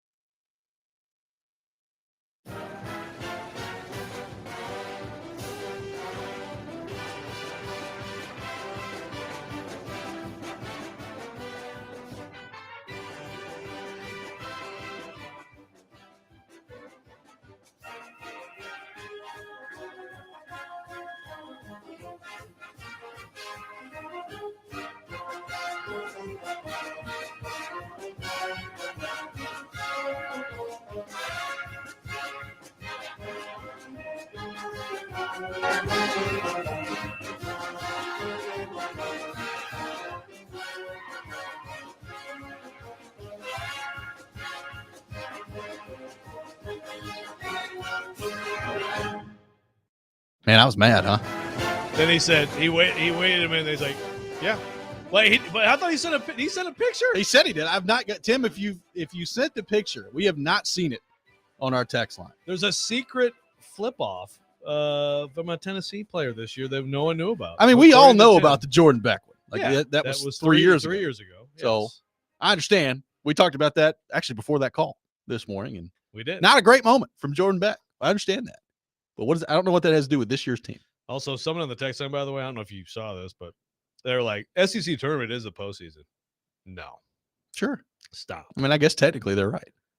Yeah. I don't think it's quite viewed that way. The SEC tournament of the three things, the regular season, the NCAA tournament, and then the SEC tournament, it's third in importance, okay? So you can say it's the postseason, but get out of here. All right, so there's more baseball things that have made me mad. They really have nothing to do with college baseball over the weekend, although I guess you could apply this in some cases, and I'm sure some Tennessee fans will, but we'll get to that here in just a second. So I want to set this up. The Cubs were playing against your beloved Tigers yesterday, and the Tigers, as we know, and losing, just off to a wonderful start. Are they still the best team in baseball? I believe so. Okay, so it's playing right really well. well. It's close. Yeah. So Nico Horner, who plays for the Cubs, he took a fastball that was low and inside. And if you look, the little K zone they've got on all these broadcasts now, like it was a big miss. And he gets rung up for strike 3 yesterday. And there's microphone footage of this where he turns around to the umpire as he's walking off after the strike 3 call. And he says, quote, "You're having a really bad day." That's all he said. He said, "You're having a really bad day." And the umpire immediately runs it, just immediately gets thrown out of the game. And he just like, "What are you doing?" Like, all I said was, "You're having a bad day." Craig Counsell, the manager from the Cubs, comes running out there. And he's like, "Are you serious? Did you just throw him out for saying you had a bad day?" Like, that's all he said. And here's what Craig Counsell had to say in the aftermath of the game yesterday, the manager of the Chicago Cubs.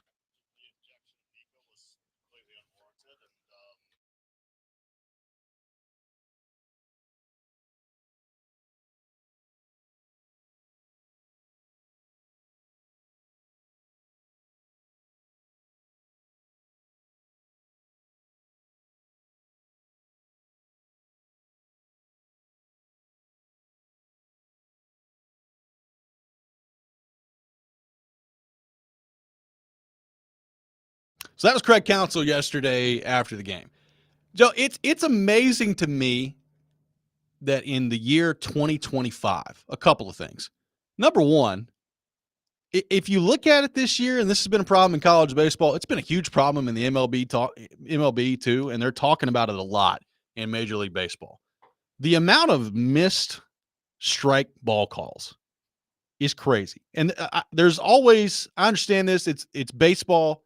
There's umpires. There's always been a level of a human element to it, which if you ask a purist, a baseball traditionalist, they love that part of it. To me, it's kind of amazing that we're in 2025 and we can have this wide of a variance on the strike zone with some of these umpires and the inconsistency level that we have. So there's one thing. It's also like these umpires in Major League Baseball and the egos that they have, where they think that they just run the entire show and people, I guess, are there to see them, and you throw somebody out of the game for saying, "Hey, you're having a bad day." Like, to me, that is so soft and needs to be reprimanded by Major League Baseball. You cannot have umpires that have zero thick skin whatsoever. Like, frankly, these umpires get paid a lot of money. To me, it needs to be like borderline putting your hands on an umpire before you get thrown out ever. That's just me. I know some people disagree with that. And I can get there. Like, if you're just absolutely berating an umpire and cussing him out right in his face, like, there's only so much of that I expect somebody to put up with before you get tossed. That part of it I understand. Like, to me, throwing somebody out for saying you're having a really bad day is like a suspendable offense for that umpire. I hope Major League Baseball takes action to it. It's 2025. We talked earlier in the show about some things that get said out there in other sports and some of the things that some of these other officials have to put up with. Major League Baseball umpires are unbelievably soft. They get paid a lot of money. Get some thicker skin. Nobody wants to see you throwing players out for saying, quote, "you having a really bad day." That's all he said. It's amazing. It's almost like, because it was so subtle, it was like it caught him off guard. He's ready for someone to like fart bomb him. Yeah. And instead it's like, "Man, you're having a really bad day." But it like, is. He didn't even, that's the thing. Like, he didn't even yell. Like, he's like walking out of the batter's box. He's like, "You're having a really bad day." And immediately tosses him. I couldn't believe it when I heard the audio. That's extremely weak. You talk about other sports. Paul Maurice, who we all agree is like an awesome guy. Like, he just was, I forget even what the call was, but he was just sitting there, "Fart you!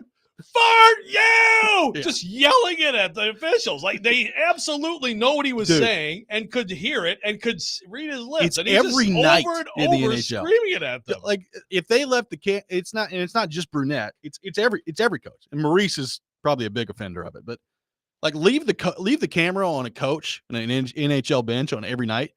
You'll get like 10 of those. Yeah. It happens all the time in the NHL, which, again, like, if you want to debate whether or not that's acceptable behavior, that's fine. We can have that debate. But the bottom line is, it's pro sports and it happens. And if you get to this level of officiating, you should have some thicker skin to be able to kind of deal with that. And the thing about the NHL refs is they'll give it right back to them. Like, they'll go right back at them and say that. Like, but still, in the NHL, to get kicked out of a game, you got to do something pretty egregious. Yeah. And the line for this in Major League Baseball is way too small. Way too small. Yeah, MLB umpires seem, and look, I guess you can take it to, well, we were talking earlier about Cannon Peebles in Tennessee, and then the sort of the double standard that happened at Arkansas. So maybe it's just baseball, maybe. But I do feel like MLB, some of those guys are way overboard. Way like overboard. Some of those guys, to me, it's like they take it to the second, third level. They escalate like this. Yeah. And that's just not what you're supposed to be doing. No. So this is all goes into officiating accountability, public accountability, which should be there. And not only should they be disciplined, we should know about it. Yeah, I totally agree. And look, this goes back to the Tennessee Arkansas stuff over the weekend, like with the barking back and forth at each other. Honestly, I really don't have much of a problem with that. Like, I saw a lot of Tennessee fans wishing that, the Arkansas kid got kicked out of the game. And I was like, why? Like, well, it's just because Peebles did, though. Yeah, right? But like, it's like, you kind of love that about your team. You can't complain about it when somebody else is doing it to you.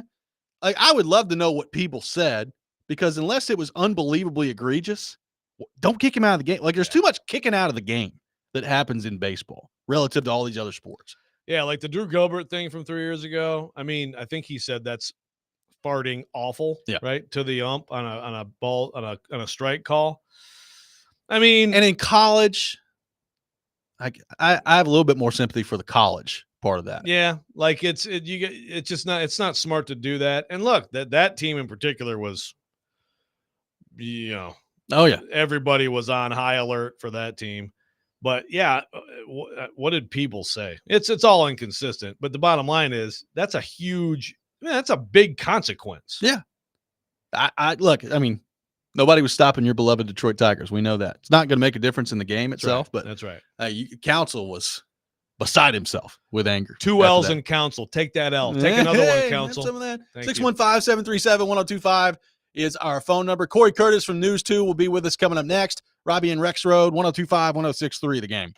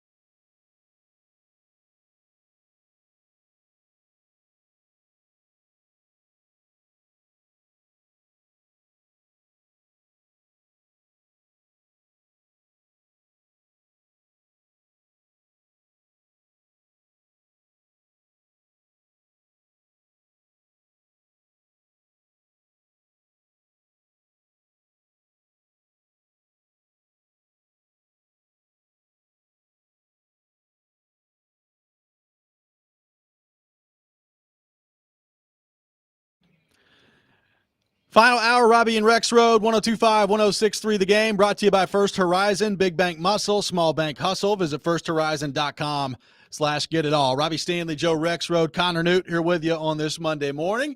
And we head to our 102.5 The Game phone line, driven by WilsonCountyHyundai.com. Say hello to our friend Cory Curtis from News 2, brought to you by Tennessee Men's Clinic. Cory, good morning. How are you? I am on day one of the week, and I am ready to I'm ready to go. Let's do it. Sounds like it. Sounds like you are ready to go. Appreciate you taking time to be with us. Cory, did not go well for Tennessee and Arkansas this weekend. They get swept in the Super Regional. So the reigning national champions are reigning no more. Your thoughts on Tennessee, a disappointing weekend in Arkansas, and where Vitello and this program go from here? Well, I mean, look, it's been how many years? About 20 since they won a series in Arkansas. So, I mean, it doesn't happen often for them. Arkansas is a better team this year. And, you're not going to be loaded every year the way Tennessee was, last year. And so you go and you reload, whether that's in recruiting or through the portal. And, Tennessee will be good next year, I'm guessing. And, will they be good enough? That's what we'll have to see. I mean, Arkansas is a team that is going to, I haven't seen the World Series lines yet, but I would imagine they're one of the 2 or 3 favorites to win it all. I would call yesterday's performance disappointing. That you get in a must-win game, you get kind of boat raced like that. And he gave up on one of his premier starters a little early. So you could question that. May as well get you in on this debate, Cory. On a day that earlier we got to enjoy Robby screaming at a Vanderbilt fan. I think he might have sang Rocky Top to him as they went back and forth. You got to check this out if you weren't listening, Cory. It's pretty good stuff. I've never seen Robby more fired up. But the foundation of this argument is the argument. I don't think it's that much of one, but I want to hear your thoughts. Who is the better program right now? Which is the better program right now? Tennessee baseball or Vanderbilt baseball? Oh gosh. Well, Tennessee most recently won the national championship. Tennessee went further in the tournament this year. Look, Vanderbilt's won 2 titles and been to the final series twice. I mean, they've had a lot of success, but I can't tell you what was the last year they were in the finals. 2021. And I'm not talking about the College World Series. I'm talking about in the finals because they won 2 and they lost 2. Yeah, 2021 they made it to the last game. They haven't been to the second weekend of the tournament since then. Yeah, and Tennessee's been to Omaha how many times since then? I believe twice since then. Right. But they've been to the second weekend every single year since then. Yeah, so I mean, you'd have to put Tennessee ahead of them. I mean, look, I'm not saying it's by a mile, but they've obviously handled the NIL era better to this point. And until Vanderbilt, gets back to Omaha, you probably have to say Tennessee. We got minicamp coming up, Cory. Cam Ward, a lot of eyeballs going to be on him, obviously. I want to get your thoughts on the Ridley part of this. We talked a lot about Ridley last week. It's taken him some time to get going in each of his last 2 stops, 2 years ago in Jacksonville, certainly last year here in Tennessee. So what do you make of kind of the challenge for Ward and Ridley to get on the same page there? And as you're looking at the Titans receiving room right now, how important is Ridley given what else is just seemingly not there at the moment? Well, I mean, Cam said he is one of the top 5 receivers in the NFL. He did say that. One receiver.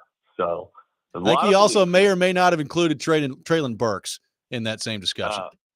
Cam is very aware of who he's talking about, and I do appreciate that about. Look,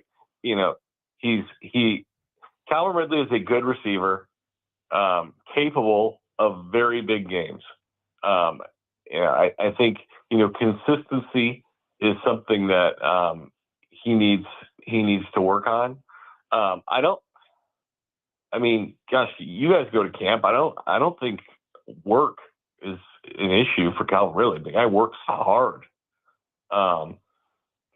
He's played with a lot of different quarterbacks with, I want to say different levels of success, but he's largely been pretty successful. But he's got to be the guy. I mean, he makes the money to be the guy, and the Titans need him to be the guy. And if he's got a little bit more accuracy out of the quarterback position, maybe he can be the guy. But like we're talking about, I know there's a lot of excitement about Tyler Lockett. I like Tyler Lockett. He's a pro. He's a pro's pro. But he's on the backside, of his career. There's no question about it. And the rest, I can like Kylo Manor, and I can, like Jim DK, and I can think Bryce Oliver's got a future in the league, and I know some people, you can get excited about Xavier Restrepo, but it's all, even Traylon Burks, it's all unproven. It's all unproven. You can't count on any of those guys to put up numbers this year.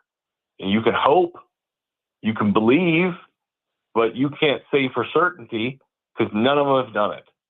So, Ridley has to do it, and he has to, the big thing about Brian Callahan talking about leadership and not leading by example, because he needs more. And Calvin Ridley is a perfect example, he and Tony Pollard, of guys who are good players, but he needs more from those guys because, there's some of the guys who can do it, who are capable of it. And so, Calvin Ridley's a good player, and the Titans need more. So take the quarterbacks, the passing and catching out of it this week, Cory. What's the most interesting thing for you at minicamp? There's a lot to choose from. I can tell by your reaction. It's a smorgasbord. Are you talking about the quarterback position? What's the most interesting thing, or just the whole team? No, I'm saying take that out of it, and other than QB stuff.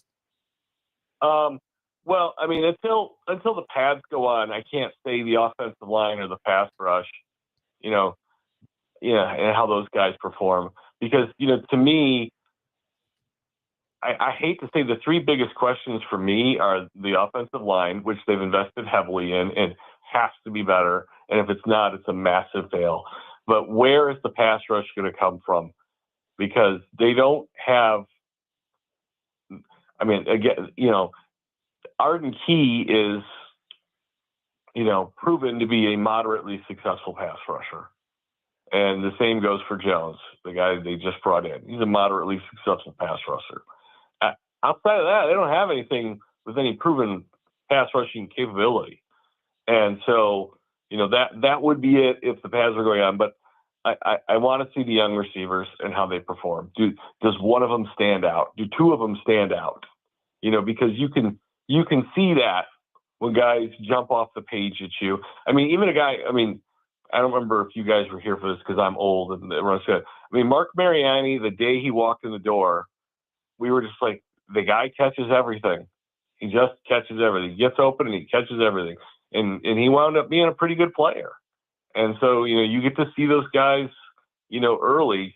And so if those guys are going to help this team, I'd like to say Io Manor and DK stand out a little bit. And then who else is going to stand out at wide receiver? Is it going to be Burks? Is it going to be Oliver? Is it going to be Restrepo? Is it going to be somebody else?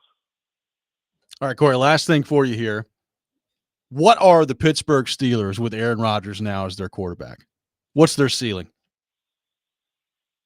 I don't know, 10 wins, 9-10 wins, first round of the playoffs. That's about it. So not much different than it's been, pretty much. Yeah, they might be a little. They'll be. Look, he's better than Mason Rudolph. There's no question about that. But guys, he played on a lot of really good teams in Green Bay. He has not been to the Super Bowl since 2011. I was 40 years old. Okay, I was still a relatively young person, not sitting on my coffin waiting to die. Okay, I was 19. I mean, let's not act like he's a difference maker. If he's a difference maker, it's because he's a culture killer. Okay, that's where he's a difference maker. He has not proven to do it in the big moment in a very, very long time. And so why anybody would expect him to do it at age, is he 41? 41. 41. Now, he could be better than last year on a whole because he's 2 years removed from the Achilles, but he hasn't worked out with a team, all spring. Hasn't worked out with this team all spring. Just kind of, took it off to figure things out. At least he wasn't in Egypt during the mini camp this time. So progress. Yeah, he's not. I guess his commitment to the team and to the process and to winning, to me, isn't overwhelming at this point. And his success, while he's won a lot of games, he's got one Super Bowl. Has he been to? He's been to 2. He's been to 1. He's only been to 1. He's only been to 1. Just so Favre lost 1. Yep. He doesn't lose Super Bowls. I'm just That's saying. true. You If get he this gets dude there, the he's Super gonna Bowl, win. he's not going to lose. That's all I can conclude. He got to 1. So congratulations. But yeah, I mean, it's been a long time since we call him difference maker, and he is the 3rd best quarterback in his division by a long shot. I think that's fair. Cory Curtis from News 2 here on the program joins us every Monday morning at 8 o'clock, brought to you by Tennessee Men's Clinic. Cory, great stuff, my friend. Thank you for being with us. Well, I know all these people are rushing to go put their money on the Steelers to win it all. Yes. So congratulations on your winning. I mean, we didn't even have time this week to have you just totally get after the entire city of Jacksonville, which has become basically a weekly tradition here on the program. We can still do that if you want to make some extra time. We can. There's no doubt. Plenty of time for that. Okay, I know you're going to go, but it's all unproven. Where do you put the Titans and the Jags right now? Man. Because I was thinking about there's the real chance that Ward is the second best quarterback in the division this year. And it could happen. Well, they have Trevor Lawrence. Well, Trevor Lawrence are the same thing. They're both the first pick of the NFL draft. It could happen. I mean, I don't, to answer your question, I don't think there's a ton of separation between Jacksonville and Tennessee right now. No, I don't either. I think rivalry. It's whichever quarterback plays better. Yeah, I would totally agree with that. Cory, thank you, sir. All right, later. Cory Curtis from News 2, our guest, joins us every Monday morning at 8 o'clock. We'll react to what Cory had to say, get back into the Vols loss against, I almost said South Carolina. They played Arkansas. Vols lost against Arkansas over the weekend. Robby and Rexrode, 102.5, 106.3 the game.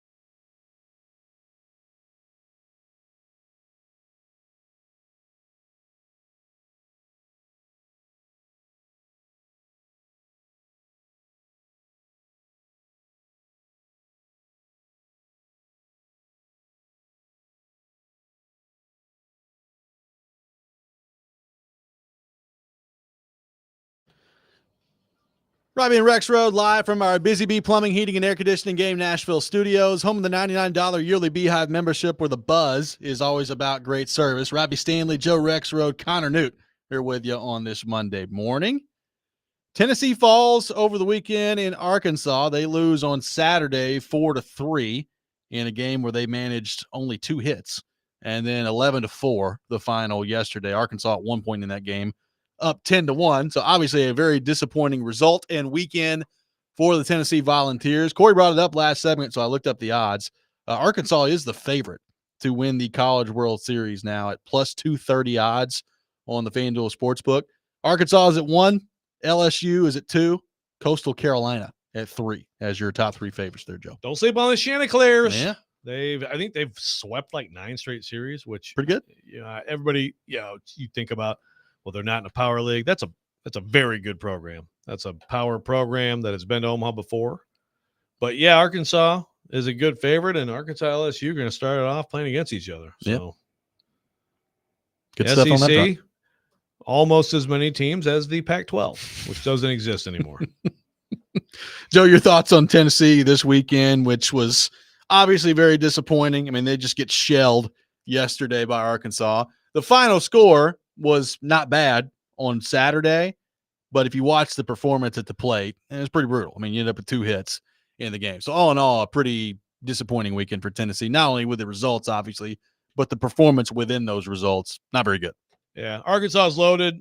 Obviously, great atmosphere. They were talking about that being the biggest sporting event on that campus since UNLV, Larry Johnson, Stacey Augmon, Jerry Tarkanian came in and played Oliver Miller, Lee Mayberry, and Todd Day, which was a game I watched every second of, an amazing game. What was that, 1990? That was the 1990-91 season, which ultimately ended with UNLV not repeating, not going undefeated. They lost to Duke in the Final Four. Incredible game.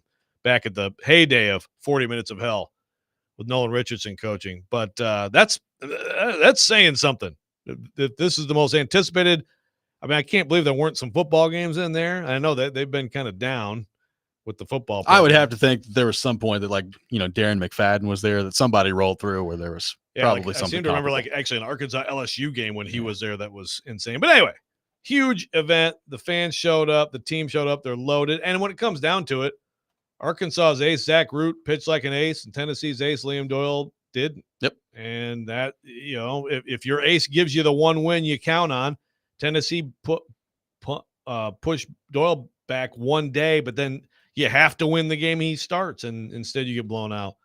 I think there is a fair question to ask, and I don't know for sure that there's any impact on this, but I think it's a fair question to ask of why Liam Doyle pitched as much as he did in the last game against Wake, coming out of the pen after starting that weekend. And I know they gave him the extra day, but it's still less rest than normal, right? It's still, because in a regular season in college baseball, you get a full week after you're starting. You don't pitch in the bullpen, at all. You have a full week between starts. And in this, you had a day less than that, and it was the day less from a pretty significant, 31 pitch bullpen outing after a start. It's not that it doesn't happen. Like what Vitello did was totally out of the norm, but I don't know that he had to do it either. And I don't know that he had to do it that much. And so I don't know. Doyle, you could ask that question. I think it's a fair question to ask. And then also Doyle did down the stretch he had some tough outings late in the season. So maybe he was just worn down in general. But I would also say, if you see your guy like that struggling a little bit, I don't think I would want him having less rest at this point of the year. Yeah, it's a fair question to bring up. I mean, I said the other day, the one that probably gets me a little bit is you had a pretty significant lead heading into the 9th inning of that game, and you still brought him out. So, yeah, I understand bringing him in, but then when you're up by, I forget how much they were up, but I think it was like 5 or 6 that they were up by heading into the 9th. You'd have been fine. You'd probably been okay not having him in there. So definitely a fair question on that front. Tennessee at different points this year has had their offense really carry them. And obviously a lot of that, that conversation always comes back to where they play and the ballpark and all that. But, we've seen it when the lineup's hot, they can hit with the best of them. And they just got totally shut down by Zach Root on Saturday. And then yesterday, the game was 10-1 by like the 4th inning. And you're like, all right, well, you're just chasing it at this point. And you knew that they were in trouble. So one of those things that I look at. And Arkansas, I think you just tip the cap to Arkansas and say, you got them. They're a better team than Tennessee this year, and this could end up being Arkansas's year. We did see a very emotional Tony Vitello after the game talking about his friends at Arkansas, which some Tennessee fans have taken note of in the aftermath of that. What does that mean? Take a note of what? To say what? Does he secretly love that place still? God. Is he going to be the future head coach there when Van Horn's done? Don't worry about it, guys. When is when is Van Horn going to be done? I have no idea. He's doing pretty well. Yeah, it's good to see Tony and one of his mentors get along well. But actually, I think wasn't it Mississippi State that's going to hire Tony away? I've heard a lot of different people. Yeah, going to hire him away. Yeah, I think you're going to keep Tony around, and this program is going to be just fine. You can't get there every year, but at times I thought this team was maybe better than it ended up being. Remember they started 20-0. They were number 1. Yep. I think losing all those series, it tells you a little something about their depth, I think, and they have some pitchers who are going to be really good. They obviously lose some guys. Phillips is going to be probably a second-round pick. Obviously, Doyle might be the second or third overall pick in the draft. But like a guy like A.J. Russell, hopefully he can stay healthy. And I would think that next year would be really big for them, maybe as their Friday starter. Or stouter. He could be stout. What's stout with those starts?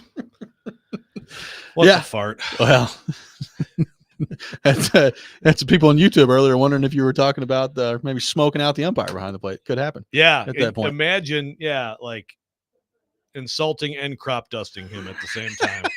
Is that ejectable? More so than what we saw in the Cubs Tigers game yesterday, for sure. Yeah, obviously, if you're a Tennessee fan, there's a lot of disappointment here. As you brought up earlier, we've seen Tony Vitello attack the transfer portal pretty aggressively. I'm sure that's coming again. They're going to make some moves in the transfer portal this offseason.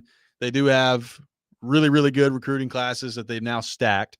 So we'll see what that looks like next year. I would expect, by the time May rolls around next year, Joe, we're going to be talking about Vanderbilt being a pretty darn good team, Tennessee being a pretty darn good team, and then what will they do in the postseason? That's going to be what we get back around to, which, frankly, if you're a baseball fan of either one of those schools, that's where you want to be, is where the postseason is what matters, and we'll see how Tennessee responds to that. But can they get back to Arkansas? They have been to the Supers, I think, 5 years in a row now, so that's the longest streak in the country, and we'll see if they've got the squad next year to extend that.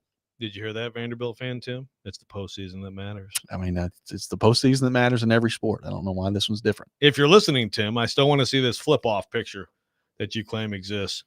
Yeah, look, it stinks. This is the second time since 2018 that one of them hasn't been in Omaha. Yep. We're used to College World Series week, and I understand if you're a fan of one or the other, it really sucks if the other one's there and yours isn't. But for our purposes, we're used to one of them at least being there and having that to carry us into late June. And unfortunately, just the second time since 2018 that neither of them are there. But next year, both of them will have teams that are capable of doing it. And that's over time. You gotta appreciate that you have programs like that in this sport that are rivals that are of that quality. By the way, Stilley's Louisville Cardinals have punched their ticket to the College World Series. Congrats. They are plus 1,400 odds on the FanDuel Sportsbook, which I believe comes in 7th on the odds list there. Okay. So, yeah, they weren't they beat Vanderbilt in the regular season and obviously here in the regional, but not like on paper a great team, but they got it done. They had a heck of a game. Yeah, I watched a lot of that game against Miami yesterday. Very good game. And who knows? Maybe it's their year. We'll see what happens. 615-737-1025, our phone number. Some of your reaction coming up next to Tennessee losing to Arkansas in the Supers over the weekend. Robby and Rexrode, 1025-1063, the game.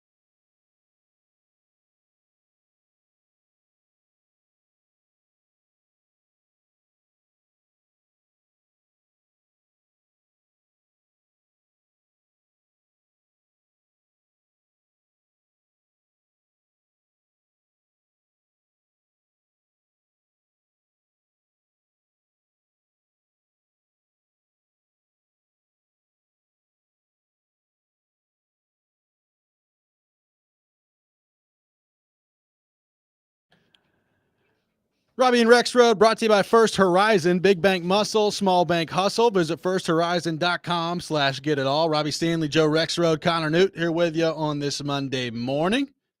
Taking your thoughts on our phone line, driven by WilsonCountyHyundai.com, 615-737-1025.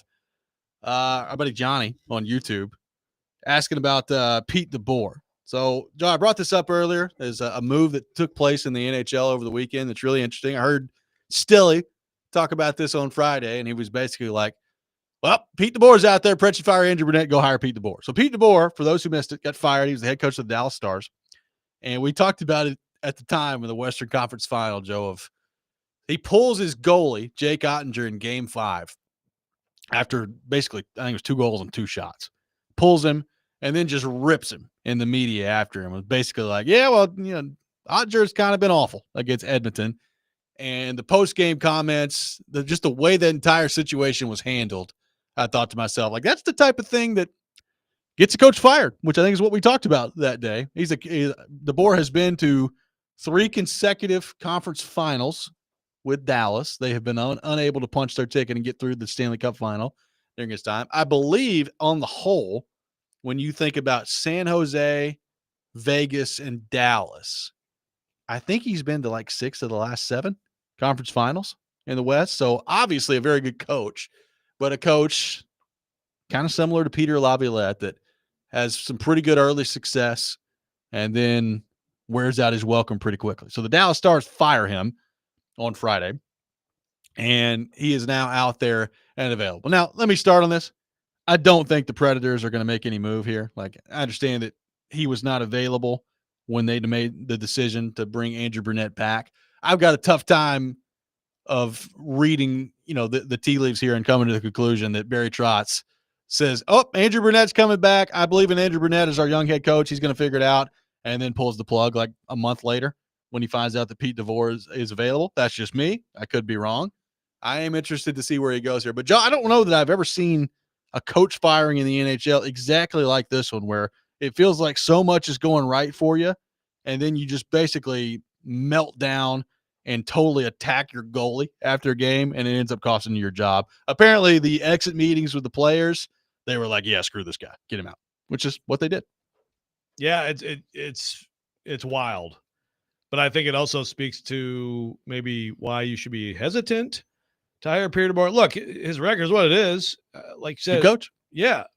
But look, when he was with San Jose, we all remember when he beat the Preds in the second round in 2016, that brutal Game 7 in San Jose. They had a hell of a team, and then they started to go down a little bit, and he gets fired early in the 2019-20 season. Vegas, surprisingly good team, right? Conference finals 2 years in a row, missed the playoffs, gets fired. And Dallas is like that's a very, very good team. I'm not taking credit away from him, but has he done more with less? Has Peter DeBoer done more with less as a coach in this league? I wouldn't say so. I mean, that Dallas roster is loaded. Yeah. It's loaded. It's a tremendous team. Again, I'm not saying he doesn't do a good job, but I think we get a little caught up, some more than others, in trying to give a coach too much or too much credit or blame. I think in this league in particular, I think that happens, a lot. So to me, it's laughable to think about. You've made this decision, however you came to it. Clearly, it was not just a snap your fingers decision, but you came to it. Yep. You set your course. This is what's happening. The idea that you're going to bring Peter DeBoer in here and all of a sudden it's going to be like, oh my goodness, this team's incredible. I have my doubts. Now, you could have made the case to move on from Andrew Burnett. For sure. Yeah. And we talked about Many people did make that case. Yeah. And that's fine. But the idea that this is some pixie dust, if you throw Peter DeBoer in here, I think is questionable. And look, I also think that not just the Dallas Stars and the guys in the exit interviews, I think when you do what he just did publicly, there's a lot of guys around this league like, man, get that guy out of my room. I don't want to play with that guy. If he's going to throw me under the bus like that, I think he hurt himself. I agree. Long term with that. Especially with goalies. Like he's traditionally been a guy that's been pretty hard on the goalies part of it. I mean, he's going to end up somewhere. Like we see Sure. coaches around the league all the time. And I don't know at this point. I mean, it's June. There are some openings still out there. So maybe he ends up with another team this offseason. My guess is he's going to end up with a team. You know, there's always a team or two, Joe. I mean, who knows? Maybe it ends up being the Predators. I don't know. That fires their head coach in like November. I mean, we saw St. Louis just do that and pick up a coach. I kind of feel like that might happen where he's kind of sitting there for a little while and then he's able to maybe pick a destination that is an underperforming team that has some talent to it at that point. But he's done a good job of, and I know it's not like coaches just dictate everything, but for the most part, like he has coached good teams. Yeah. You know? I mean, he got, his first break he got was with Florida way back, and 3 years didn't make the playoffs. Okay. Goes to the Devils. You get that insane Kings run with Jonathan Quick in 12. Yep. And then from there you go miss playoffs. Then early in the next year you're fired. But since then he has just coached really good teams. So how much credit does he get for that? I think he's making some good choices in terms of jobs he's taking. But I will say though, Robbie, one thing that does sort of tie him to the Preds. I mean, do you know who he played for as a player? I don't. The only he never made. He was like way the 237th pick of the Leafs in '88. But his one team at the highest level he played for, the Milwaukee Admirals. Really? Yes. Okay.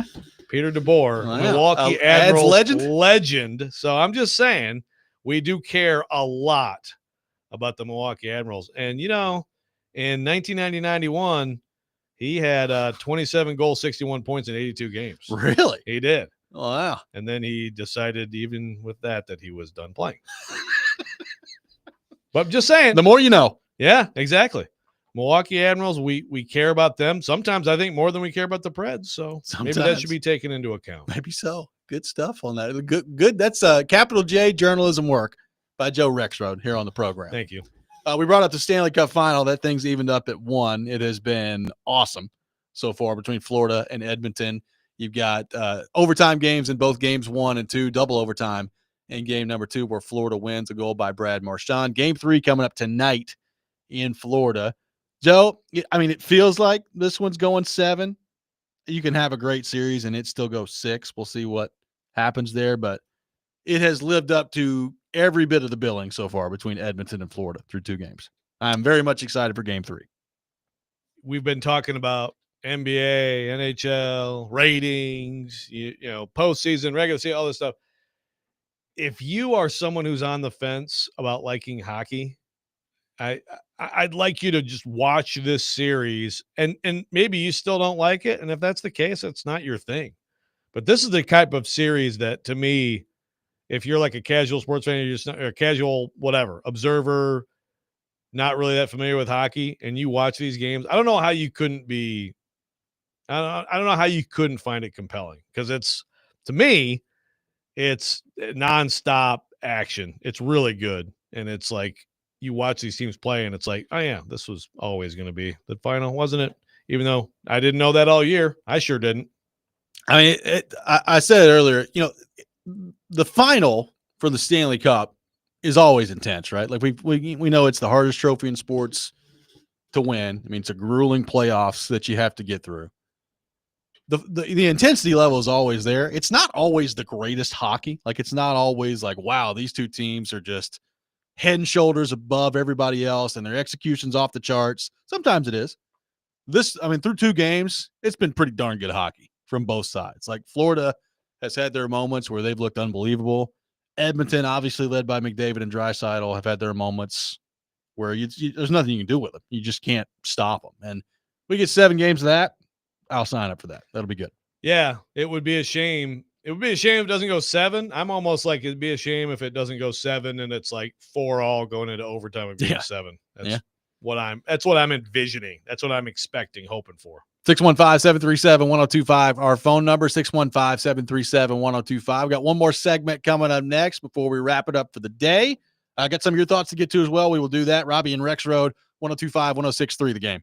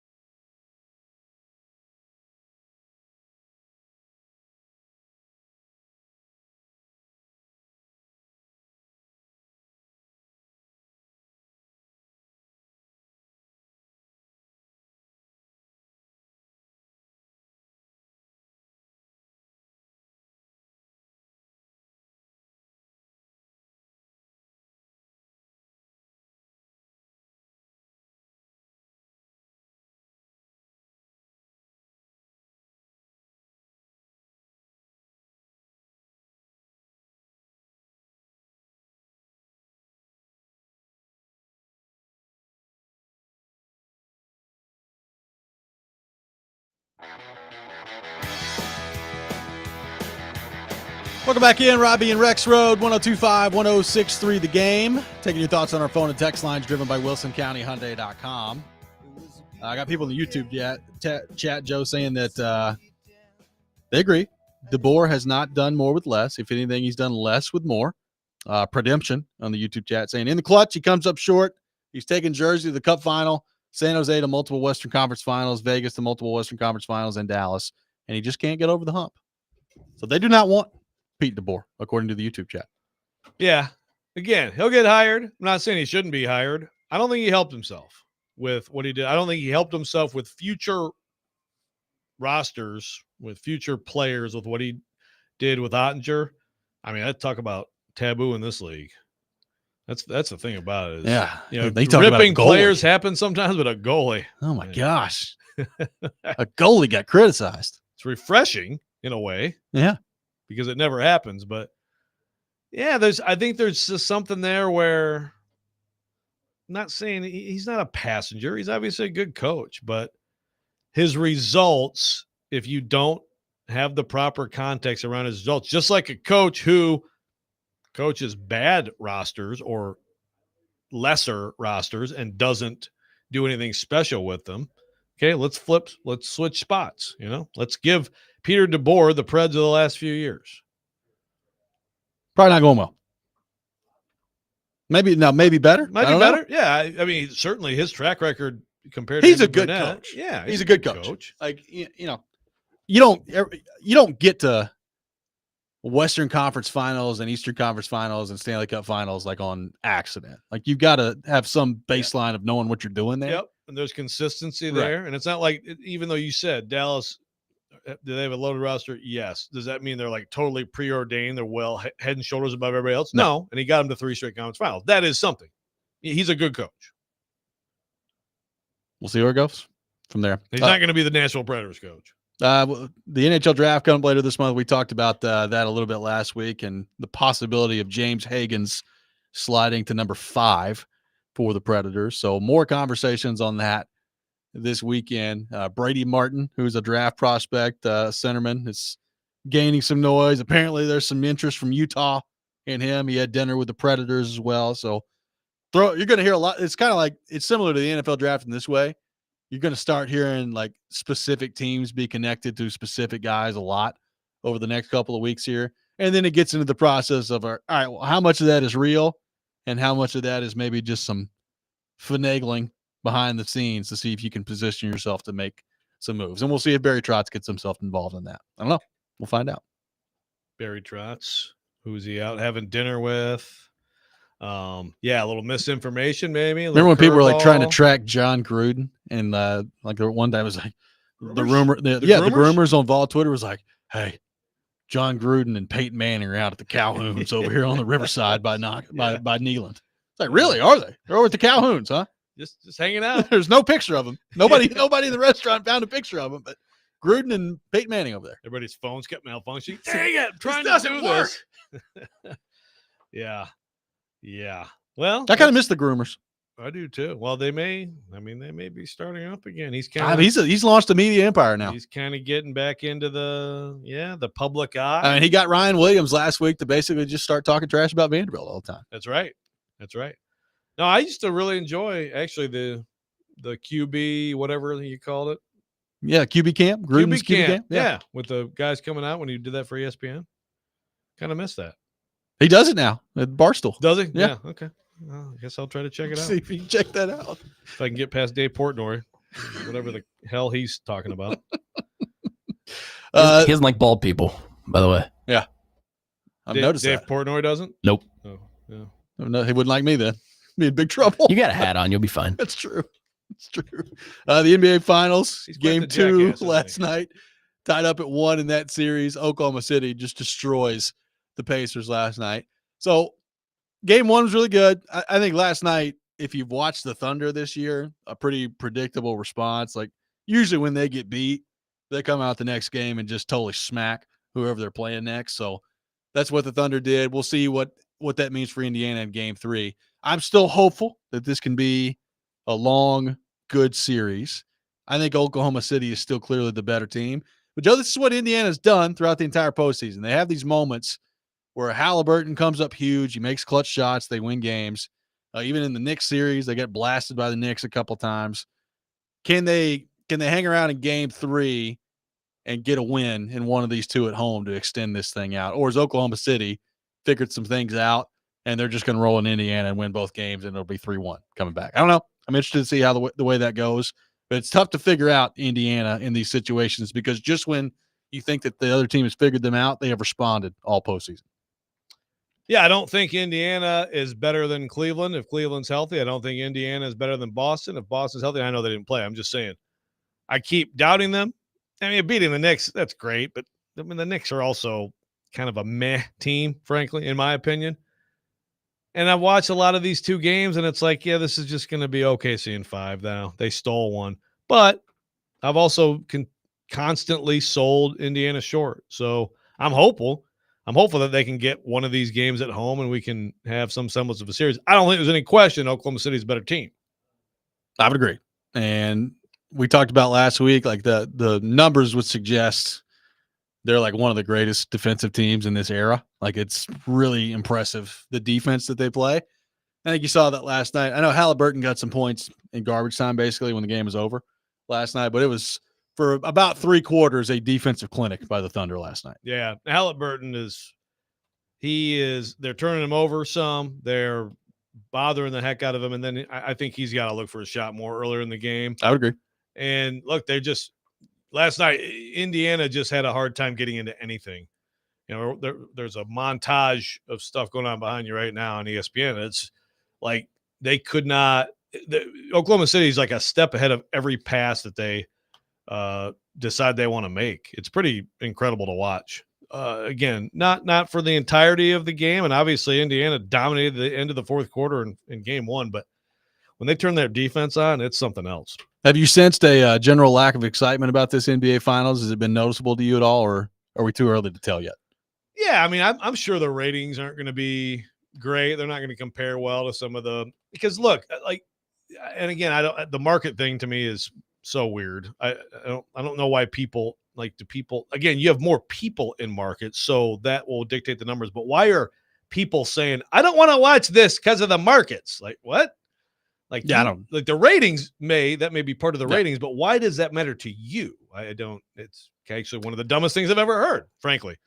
But the star power is not, Halliburton is a great player, but he's not that fun to watch.